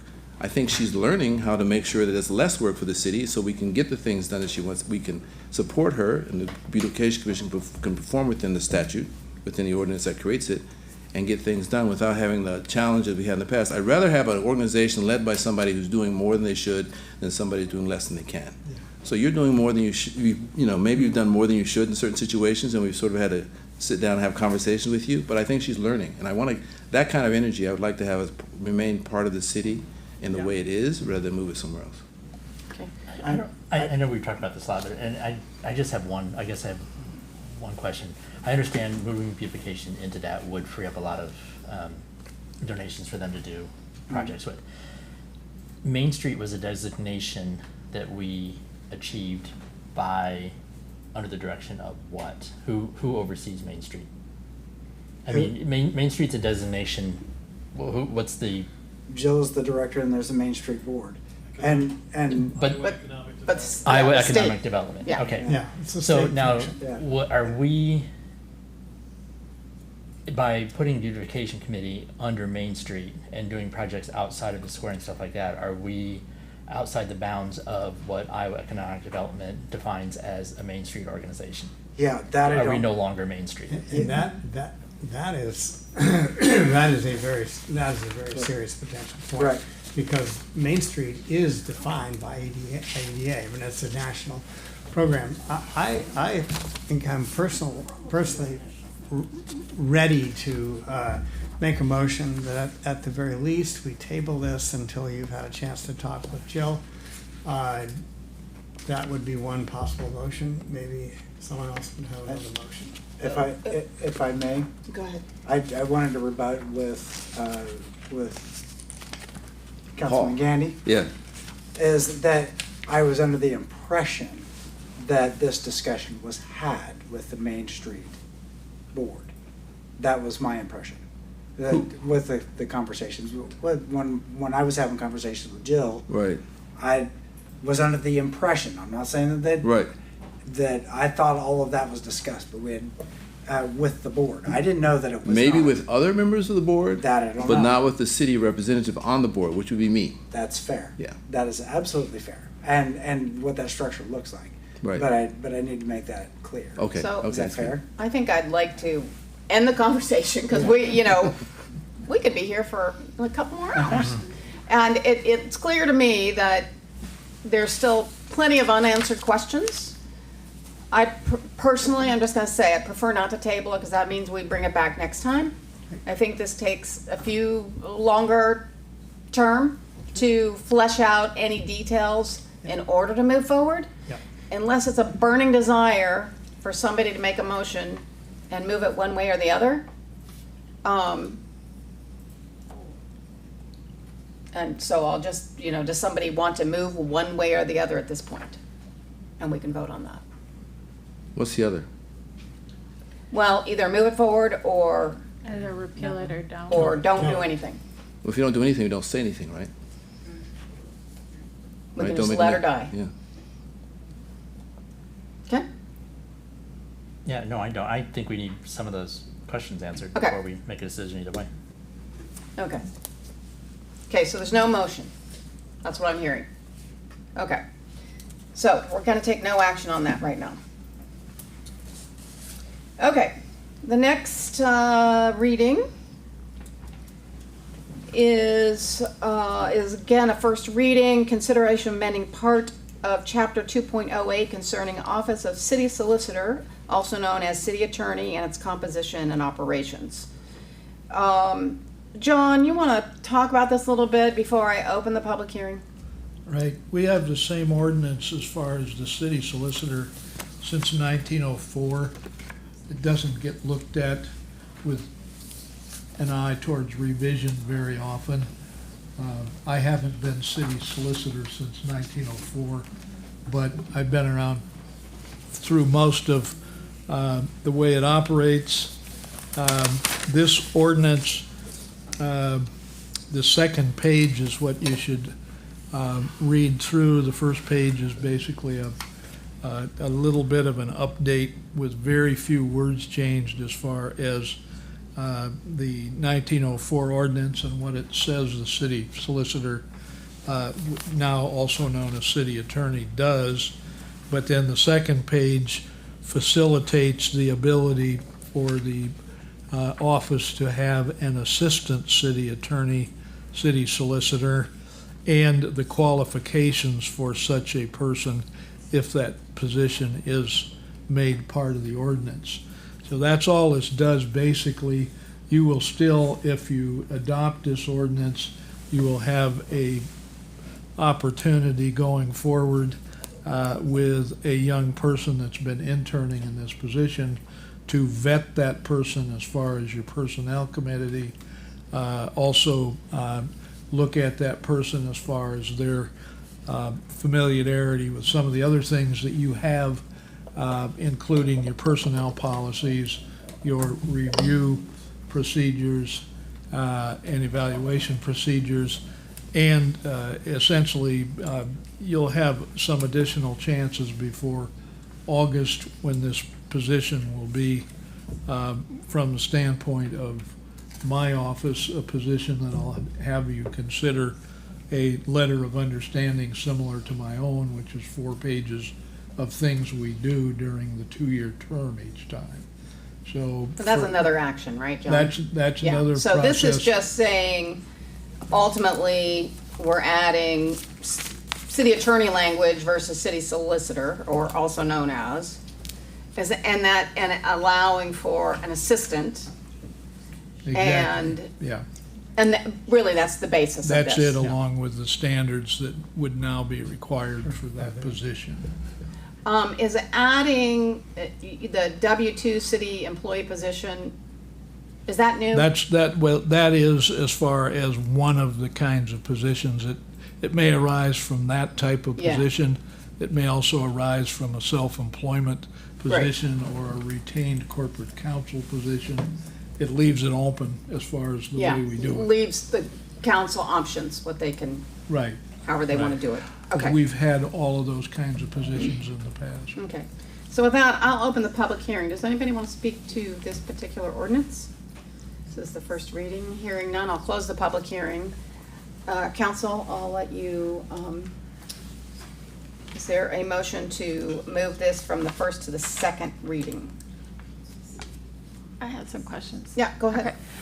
John, I was just kind of curious because, so you are appointed, but you also have your own private practice. So if there is an assistant city attorney, he's not your employee, he's the city? I right mean, now- because wouldn't he work for you and then just do some city stuff? Or I guess that, and maybe that's something that would be referred to the personnel committee later on, but just so that I understand what this would mean. Right now, the city retains me every 2 years with a letter of understanding that's 4 pages of things I do, and that justifies a retainer.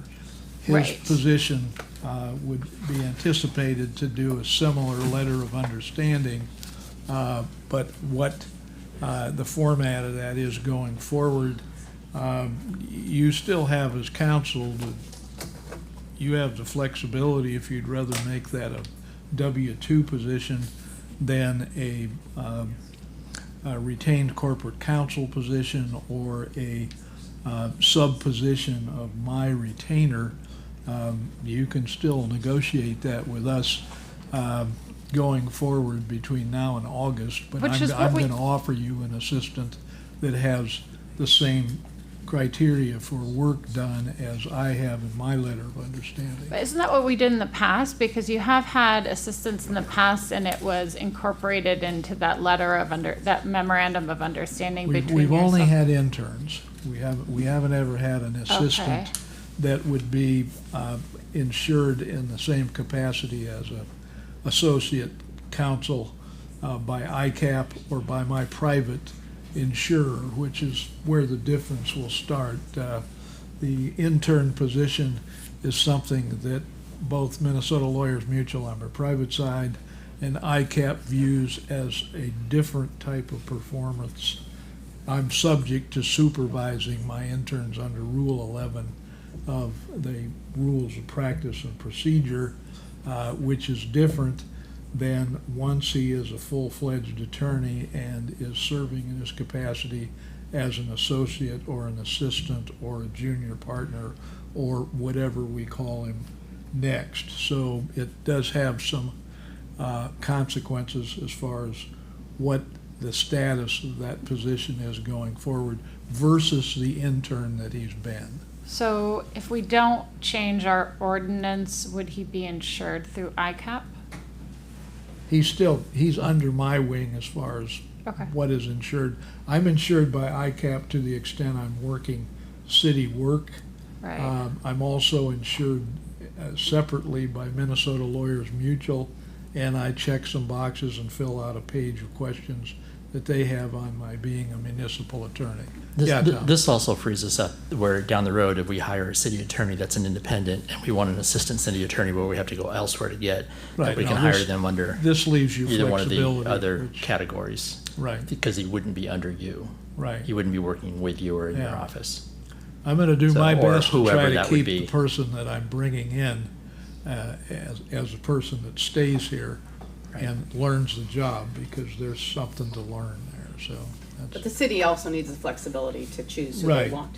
Yeah, and this leaves you that, plus all of the different formats that you've used in the past are still available as far as people that we collaborate with and use anyway. You use retained corporate counsel frequently with Ehlers. As far as in the past, some of the people that have served as interns have come to the meetings, you've had a chance to meet them and so forth. But this is a situation where through the school year plus, I think you've got somebody that will show up for you and that you'll want to hire. But This also says, though, if we are hiring, it would be on your recommendation, right? right. So, I mean, in terms of like city autonomy to hire somebody else, Right. if you would be recommending that Yeah, person. if you have a problem with who I bring you, it's still your decision as far as what you do as far as that work. Okay. Yeah, I was just curious because I thought that we had addressed assistants in the past, but I guess not, just an intern. And that was through the MOU, and it didn't require an ordinance change. Right. Okay. Thanks. Did I close the public hearing? I can't remember. Yes, you did. You did. You were asking for a motion, and I said, I have a question. It's 8:32, I guess I'm getting off there. Okay, so, yeah, any other questions? Is there a motion to move this from the first to the second reading? I'll make that motion. Okay, Move this moved first by to second Ferguson. reading. Is there a second? Second. Second by Toohill. Any further discussion or questions? Hearing none, please call the roll. Ferguson, Yes. Toohill, Yes. Esty, Yes. Gandy, Yes. Thompson. Yes. All right, approved unanimously. Thank you. So, we're through most everything. Under the mayor's report, I have a couple board appointments. To Beautification Commission, Rachel McGuire to replace Jennifer Jimenez. She has filled out a request to serve. I'm sorry, I didn't make copies and give it to you. Totally forgot. So it says she recently moved to Fairfield and sees a need for citizens to be involved. She has board experience, events, recruiting, and leadership, entrepreneurship, and team building. So she wants to participate in the Beautification Commission. And you want to say anything, Deborah? So Rachel McGuire is a recent transplant from Jacksonville Beach, Florida. In the very short time that she's been here, just since December, she's a force. She nearly single-handedly organized a poop cleanup Don't forget the cigarette butts. in like a 12-block area, excluding directly the downtown space. She recruited so many people on a rainy day, some from Ottumwa. I mean, she's quite the event planner. She's also leading, and this may get me in trouble because it might not be in my lane. She's leading our lawn mowing volunteer recruitment program. These are volunteers that we find and put them in through the help of Fairfield Cares Helpful Village. we get them into their system, and we educate both the, the public and going through Doug and our soon-to-be chief compliant, I remember the title of the next chief compliance something. Code compliance officer. Yes, who, as you know, would administer the fines for not mowing your lawn. And so in a year's time, we see 350 of these warnings, 300 of them take care of it themselves, but 50 or so maybe don't have the resources. And so our program to find these volunteers, not using any taxpayer dollars, not doing anything to non-public property that's using, city equipment, we're just recruiting and funneling these volunteers. And in 8 days, Rachel has recruited 6 volunteers. 6 volunteers. 1 lawn has already been mowed. About an hour ago, 3 more were indicated in the portal from another volunteer who wants to do all of them.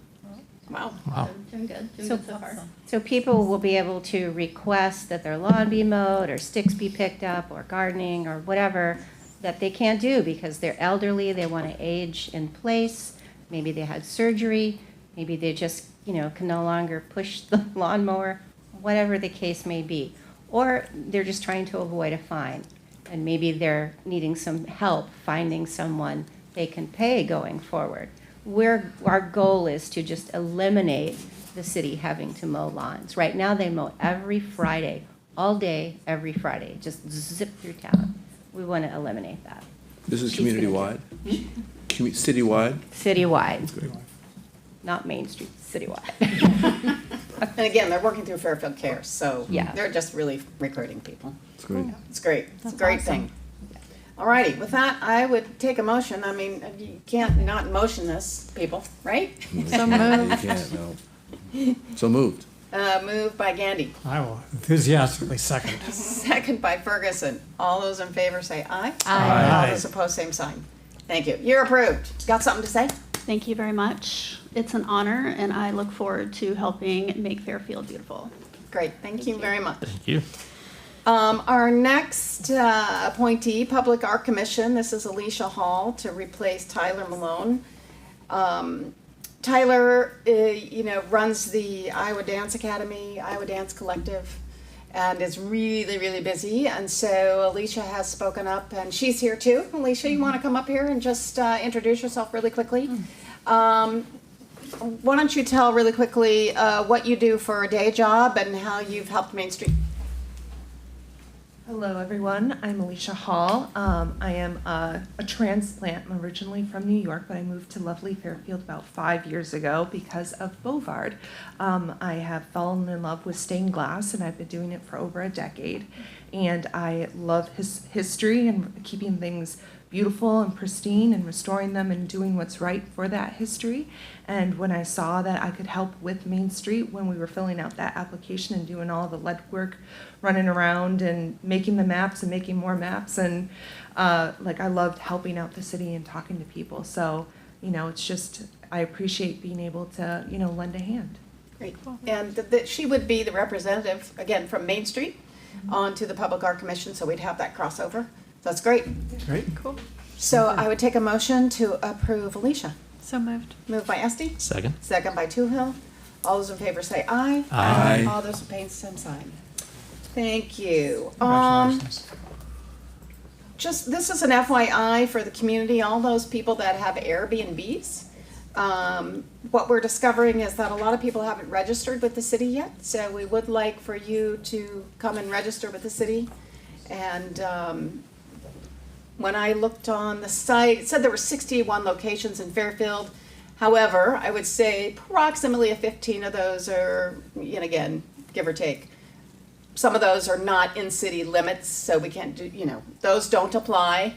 It's the people who have a Airbnb within city limits that you must come and register at the city hall. So we ask you to do that. Another topic that's come to light and we have to discuss, and I'd like to push this to the property committee and like a motion to take this to property committee, and that is the issue of the docks that are on Walton Lake. And they're outside the covenant, so we need to decide how to deal with that. And so I would like a motion to take that issue to property committee. So I'll make that moved. motion. Okay, moved by Esty. You want a second, Bob? Second, sure. Second by Bob. Any discussion? Okay, please call the roll. Esti, Yes. Ferguson, Yes. Gandy, Yes. Toohill, Yes. Thompson. Yes. Great, thank you. The last thing that I would like to mention is you might have seen this on Facebook on the city police department's site. It came out, I think, this weekend, I'm not sure when. But we have had an officer be noted. And I'm just gonna read a little bit of this. This has to do with the Department of Justice commemorates National Crime Victims' Rights Week. The Department of Justice Office for Victims of Crime and the United States Attorney's Office for the Southern District of Iowa join federal, state, and local communities nationwide in observing National Crime Victims' Rights Week and celebrating victims' rights protections and services. As part of this observance, the Southern District of Iowa recognizes the courage and bravery of victims and the outstanding work of law enforcement, victim advocates, and community service partners throughout Iowa. The Southern District of Iowa would like to specifically they're recognizing two individuals for their outstanding service to crime victims. One person, is Brittany Marshall. She's awarded the Excellence in Victim Services.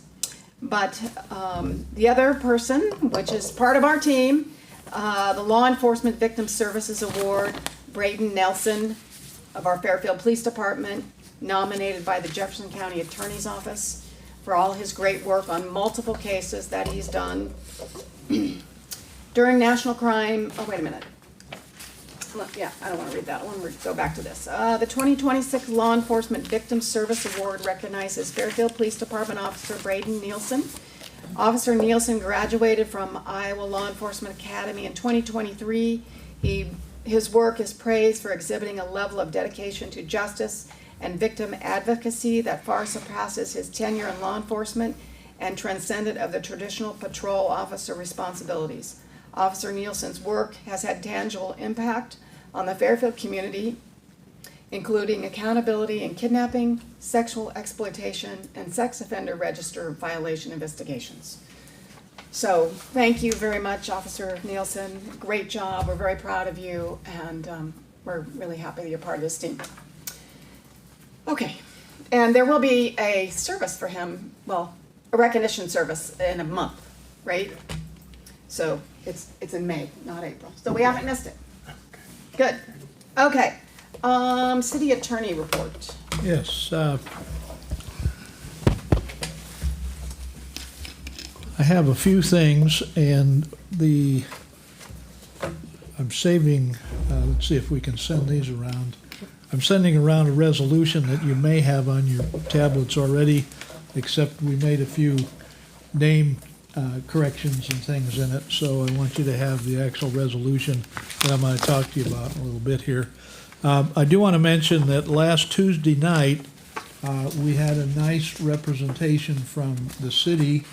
About 200 people, more than 200 people showed up over at the high school for an all-day event that involved our 7 members of the Iowa Supreme Court.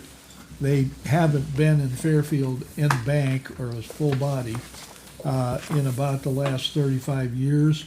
They've had members of the court at various times for seminars, and they've had a liaison that was here to dedicate our courtroom back in 2012 after the remodel in 2010. But it was a very nice event, followed by an hour and 20-minute argument over at the auditorium at the high school that was observed by the whole crowd. And it argued an actual case that is pending in the Supreme Court and has not been decided yet. It was a little bit stiff to understand for some of the people in the audience, I was told. It involved questions of intent, mens rea, and attempts to commit a violation of a person trafficking in minors and exploiting them, at least with intent to exploit them. And it offered a pretty good forum for both sides of the issue. Plus, the legislature confounded everybody by coming in the year after the case was a conviction and changing some of the parts of the law to make it a little more difficult for the Supreme Court to come up with it. We had our mayor there at the after event, and she got a chance, I think, to speak with everybody on the court.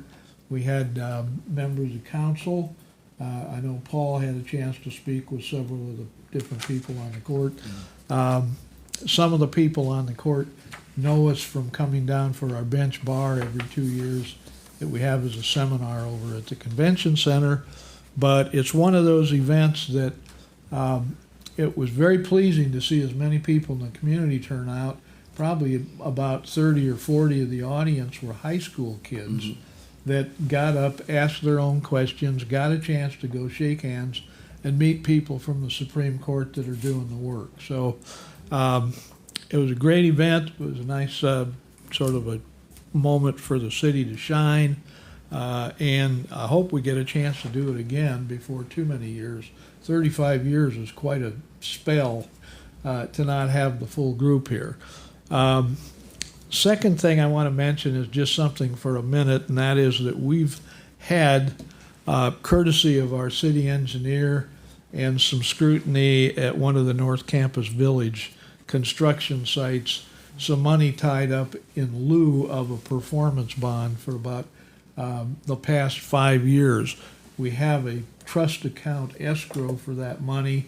Our city engineer is satisfied now that nothing went wrong with what wasn't bonded but wasn't compliant at the time.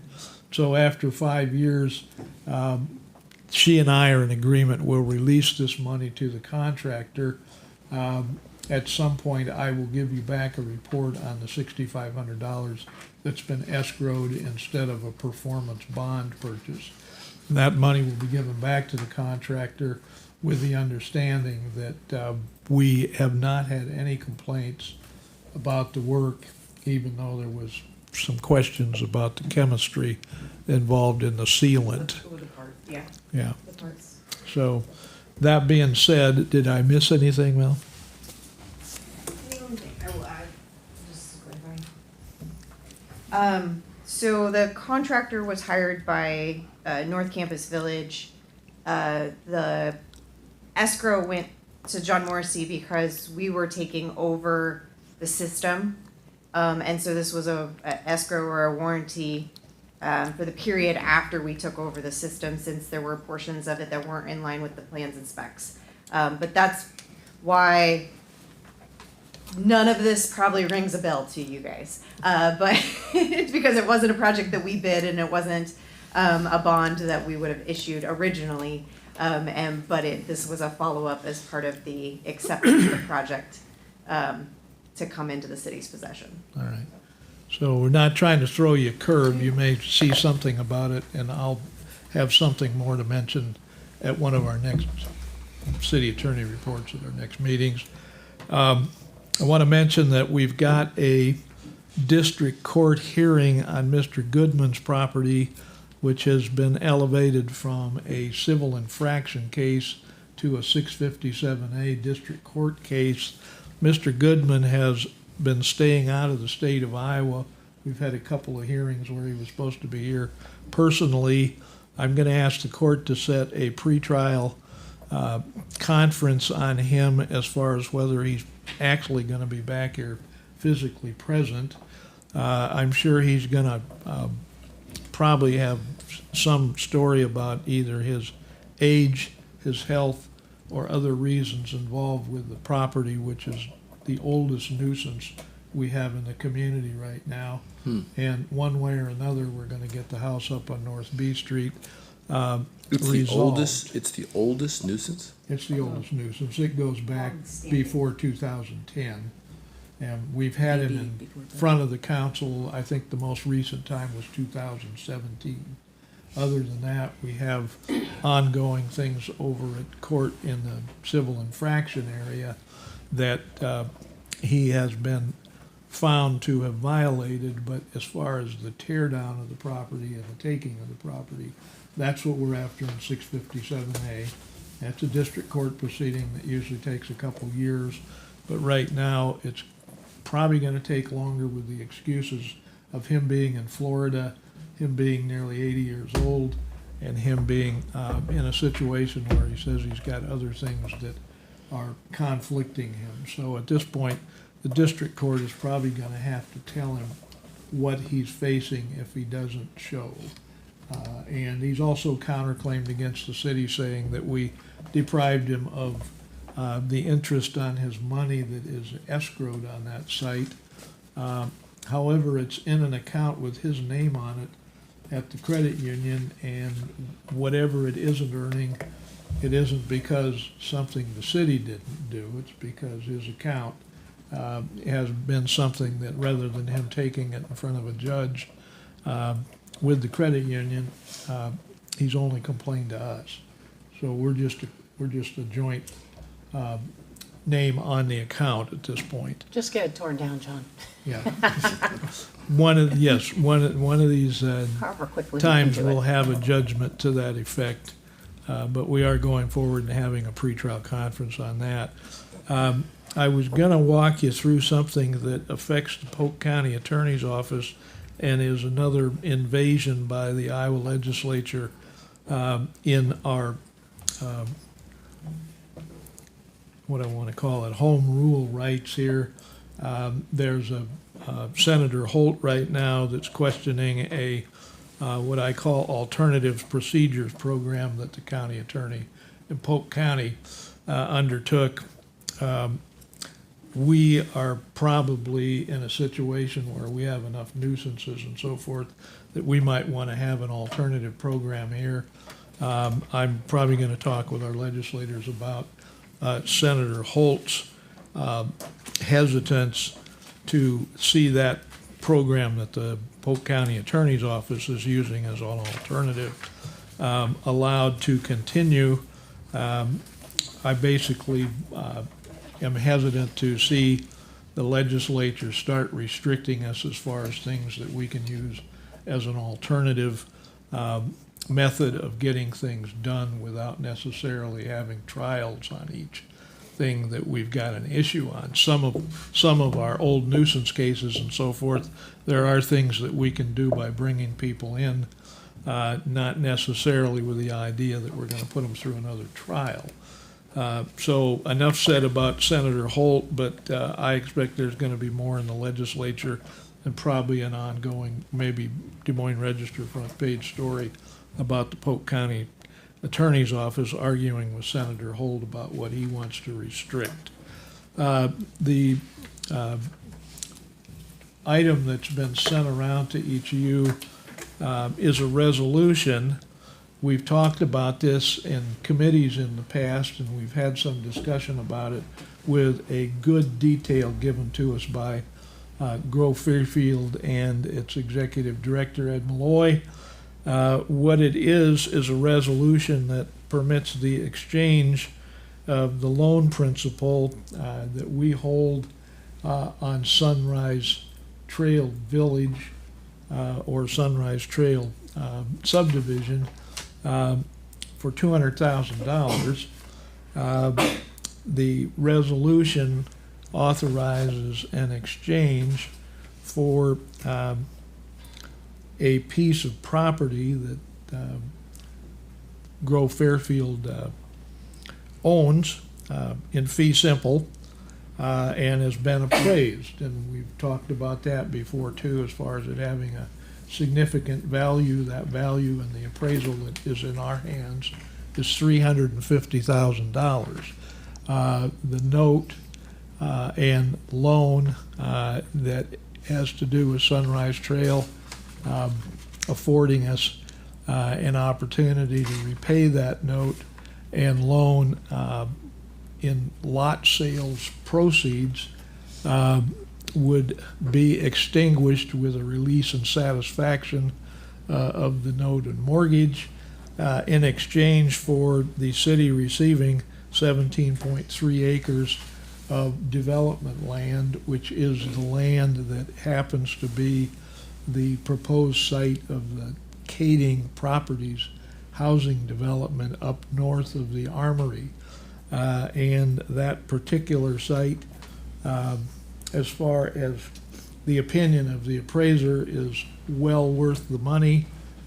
It's worth obviously significantly more than our note, so we're not giving anybody anything by release and satisfaction.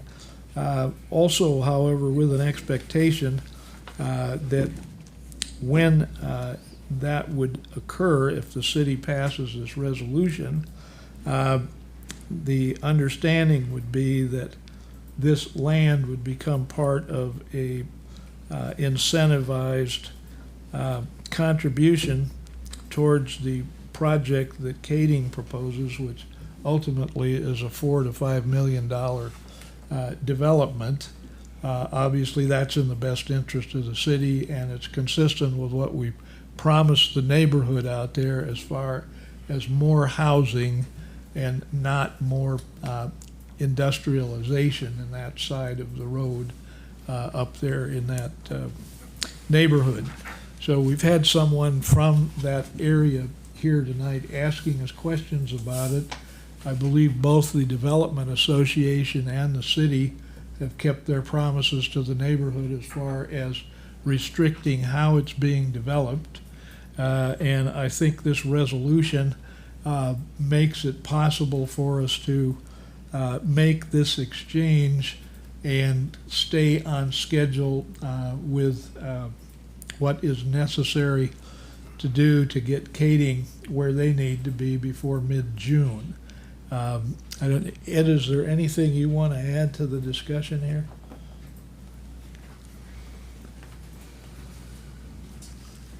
Thanks, John. No, I think you covered it quite well, but this is a piece of an incentive package that the community, the city, would be extending to Kading to bring in. Actually, it's a $30 to $35 million development.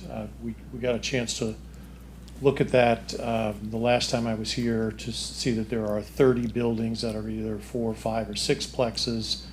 And their formula for putting one of these developments together, which is, again, mostly their investment, is to apply for the workforce housing tax credits, which is why John had just mentioned that June date. There's an application that they would put in on June 10th. And in order to the strongest possible application that they could put in, they would own the land, the zoning would already be in place, the city would have a letter of support along with a contribution. Contribution to the land is going to more than take care of what would be expected in that, but it would be a significant statement, obviously, for that. So this would put them again to a point where they would begin planning the project in earnest, and get it moving so that I'd say by 2027 they would be in construction, and they develop these out in all one phase, and it would be probably open in 2028 for rentals. So putting this on the agenda for May 11th, I think it is. That's what your plan was? Wasn't to. Well, I was to do it tonight, was it? I didn't have it labeled as anything tonight, Yeah. except part of my report, but Yeah. yes. So we'll put it on the agenda for May 11th. For May 11th, and then just so that the council knows, once if that does pass, then we want to also have a quick turnaround on a development agreement for the conveyance of the land then to Kading Properties, subject to them performing. But and John, you and I should talk about that too. Right, we were Maybe should have a going to clause here. So if things were to fall apart, everything can just go back to the way we had originally set it up. So Ed felt that Kading might have a development agreement in mind that Yes, we I could spoke with look him at about that between today. now Yeah. and the 11th meeting. If so, I mean, it's not difficult to put together a transfer document from Grove Fairfield to the city to have that in place before the 11th. But it's the 11th through the end of the month, or up to, I think, the last council meeting before June 10th is June 8th. Yeah, there And that's we have shaving three more it pretty council tight. meetings, So Yeah. I think we probably can do it, but just we have to just stay on point. And look, it's not the end of the world. I mean, the application narrative can say that it's passed this far and it's being presented to the council. But again, if we can get it done in the next 3 meetings, that would be ideal. So Allers is working on that development agreement. Allers is, but I would think that Kading would probably have some templates. They they've do. used I spoke more with than him about once. that today. He's had agreements he's done with other communities, and he'll send those, and then John can, or Yeah. Rebecca can share it with Allers. Yeah, we have had a discussion with Jenna Sobrowski at Allers about Okay. this need, and we'll probably have Ehlers review if there's something coming from Kading, just to make sure. I had a couple questions as far as whether Kading has any hesitance if our transfer city deed would have either a conditional paragraph in it, which we use in a lot of our transfer documents from the city. They're quitclaim deeds followed by something that says it's conditioned on things as far as the rest of the understanding concerning the transfer occurring. And then there's another possibility, and that would be just an outright reverter paragraph that says if it isn't going to happen, the property remains with the city. And I think probably Kading is going to want a more outright fee simple grant without conditions. That would be where I would see myself if I was their attorney. Yeah, we'll see. So we'll have some discussion taking place in May about what they see, what Ehlers might have to add, and how this is going to work before the end of the month, in my opinion. Yeah, and one of their representatives will be down here for one of the next 2 meetings, so. Oh, that's Get good. a chance to speak with them directly about it. Just one point, I want to make sure the citizens can understand that I think I think we've made this statement before at council. I think I understand what the answer is going to be, but citizens understand we are giving something to Kading. The $200,000 loan we made for the property, which is now, I think, where Sunrise Trail Division is built. The agreement originally was to have that loan paid back with lot sales. So we're not doing that now. We're going to trade it for property, which is worth substantially more. But give that property to Kading Property. Give that to Kading Properties. As right? an investment Right. in the $30 to $35 million Right. investment that they will make, yeah. And So- why is it coming from the city? I guess that's my only question.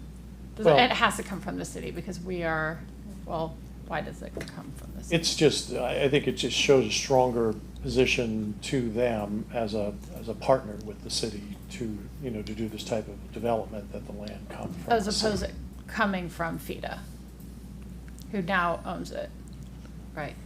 Well, yeah, the proposal is for the city to take ownership of it and then use that as part of their incentive. I get that, Yeah. it just seems like City we're giving match. you $200,000, so you can give us the land, so we can give it to them instead of you guys just directly giving it to them, Right. right?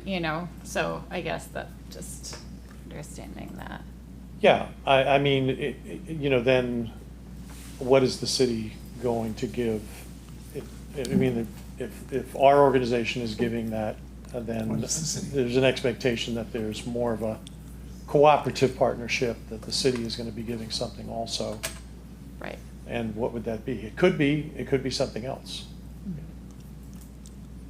This is a pretty strong show of support, though, if the city's giving them the building site. That's about as much as I'm hoping that the grant award looks at, so. Right. Because this is conditioned on them getting those workforce tax credits. And so- Not necessarily, no. No, it is not. Not necessarily, but Okay. it would be a big help Okay. for them. We were pursuing this regardless, because, again, we don't know, there's nothing certain that says that they would, but they have chosen us and they have begun their work on it already, and we just have to keep showing that our community is going to stay is gonna stay interested, yeah. Alrighty, so that will be on the next meeting's agenda, that resolution. So let's move on to committee and board reports, economic development. Thank you, Mayor. I don't anticipate my report being more than 30 minutes. Good. You've got Touche, Paul. 2 minutes now, just for that comment. The Economic Development Committee met this afternoon at noon at City Hall. We had President myself as chair of the committee, Bob Ferguson as a member, the city administrator, Doug Reinhardt, and our city attorney, John Morrissey, also Rebecca Olopo, our city clerk, from here and there, now and then was there. We appreciate her ghosting us a little bit, but we appreciate you being there when you could. So this is what our executive director of Grow Fair was just talking about. Again, it has to do with housing. Housing is an issue here in Fairfield, and I'm so proud of how we're attacking it from so many different directions. Kading Properties, Homes for Iowa, Sunrise Trail, North Campus Village, Habitat for Humanity, Main Street Iowa, which part of their mission has to do with upper floor housing downtown. Najat Diwali, she's got a condo development right there on Broadway that's working out. And infill housing, which is part of the Housing 2.0 study that we're looking to get some report on later this summer and early fall. And then we have this other part of it called low to moderate income funding, LMI funding. So that was a focus of our meeting today. We have in the city accounts a specific amount of $203,000 approximately that's designated to be used for incentives for low to moderate income housing. We anticipate by the end of July and August, these are from TIF districts, taxation revenues that are segregated for certain uses, going to be tax increment financing TIF, going to be another $108,000 or so by the end of July and August. Then next year, next fiscal year, we anticipate another approximately $68,000 from these same revenues. So we're talking about an excess of $379,000 that's available for low to moderate income housing. The question is, what kind of incentives should we structure? How should we structure it? So we met today, had a very informative and fruitful discussion about the different things we can use those funds for the benefit of our LMI qualified citizens in the city of Fairfield. We don't have any recommendation to give to the council tonight, but I can say we've made some progress on discussions. I know Bob is our representative of Area 15 Housing. He is multi-housing. He's going to be talking with them and seeing what kind of programs they have that maybe we could join together with our LMI funding. Ed Malloy, we spoke with him before the meeting. Grow Fairfield has some suggestions of what we can use a portion of those funds. For example, Homes for Iowa, which we have, I think, 2 in the ground right now. And we're 2 on order. 2 on order. Perhaps there's a use for some of those funds to help reduce the cost of those homes by helping with some of the infrastructure build out. So there's a possibility of using some of those funds to help with people who qualify to help rehabilitate or repair home, help with down payment assistance, help with closing costs. There's a number of things. There's quite a bit of flexibility. So we don't have a recommendation to the council. Fortunately, when we do have a policy in place, it can come to the council as a resolution. It's not necessarily going to be an ordinance. We'd like to have it in place in time for the Iowa Thriving Communities application, which is due on June 5th. Why is that important? The ITC is something we applied for last year. If we were to have received it, what that does is give us a whole tranche of federal income tax credits and state income tax credits for developers. It immediately makes our town more attractive to developers. If we get that designation, and the designation is something we get this year and allow us to build next year, that means we're more attractive to developers. When you add it to all the other things we have going on, that just means it just adds to what I think is a supercharged environment for housing. So if we get this policy in place, by then it will add points to our application and increase our chance of receiving the ITC designation. We were very close last year. I think we could probably get it this year with just a couple of tweaks, and this being one of them. So Economic Development Committee is going to meet again next week, noon, here at City Hall. And again, we're going to discuss this issue. We think that by the time of our next council meeting, we'll have at least a draft of a policy in place, what our suggestions are. I know I've spoken with some council members, and they've had some suggestions. If you have any more, please be sure to forward it to me or to the mayor or our city administrator. You'll find our email addresses on our website. pgandy@fairfieldiowa.gov if you want to do that. But in any case, we're looking for suggestions to community and council so that when we come back to the council at the next meeting, we'll have, like I say, a draft of the policy and move forward with it. You're meeting on Monday? We're meeting on Monday, Okay. next Monday at noon at here at City Hall. Okay. Thank you, Mayor. Project update?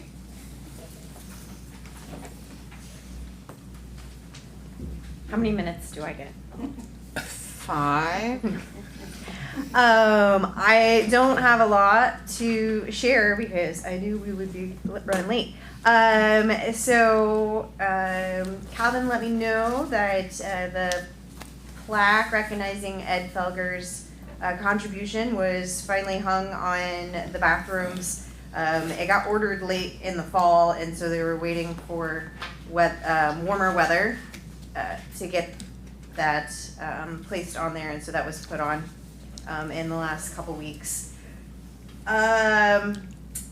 If things seem a little crazy in City Hall in my office, it's because we no longer have winter construction breaks.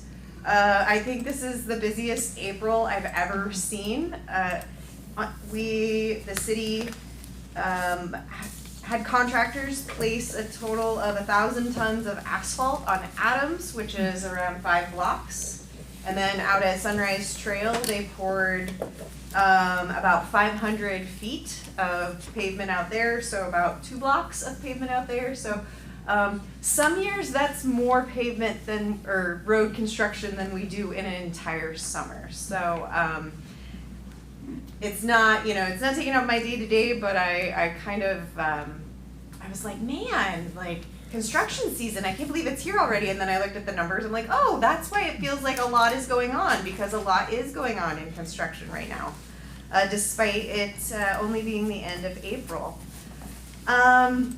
We already talked about the, And we've had pretty good weather, right, for construction right now? yes, yeah. I mean, that's the main point. And it's been great weather, and it's been dry, mild winter, and so it's been very good. Just means there's no downtime anymore, which is good for a lot of people, except for me. We talked about the airport. The other one that I wanted to mention was the on the peddlers permits and garage sales. This is something that's been on my plate for a while. I know we already talked about something for the next work session, but I should have at least some points of discussion. It will ultimately need to go to Planning and Zoning Commission, but if I can bring that to the council at the next work session to discuss just a little bit before sending that to Planning and Zoning, I think that would be good. That's all. Great, thank you. I'll just mention that the third quarter finance report is attached. You can, if you have any questions, you can ask Rebecca. Theoretically, we're 3/4 of the way into the fiscal year, and so, you want these percentages to be somewhere around there. Obviously, some of them are 100% because they get paid out all at once for one thing. I think the biggest kind of note on this report is administration is at 93.5%, and there's been unexpected expenses put in that category.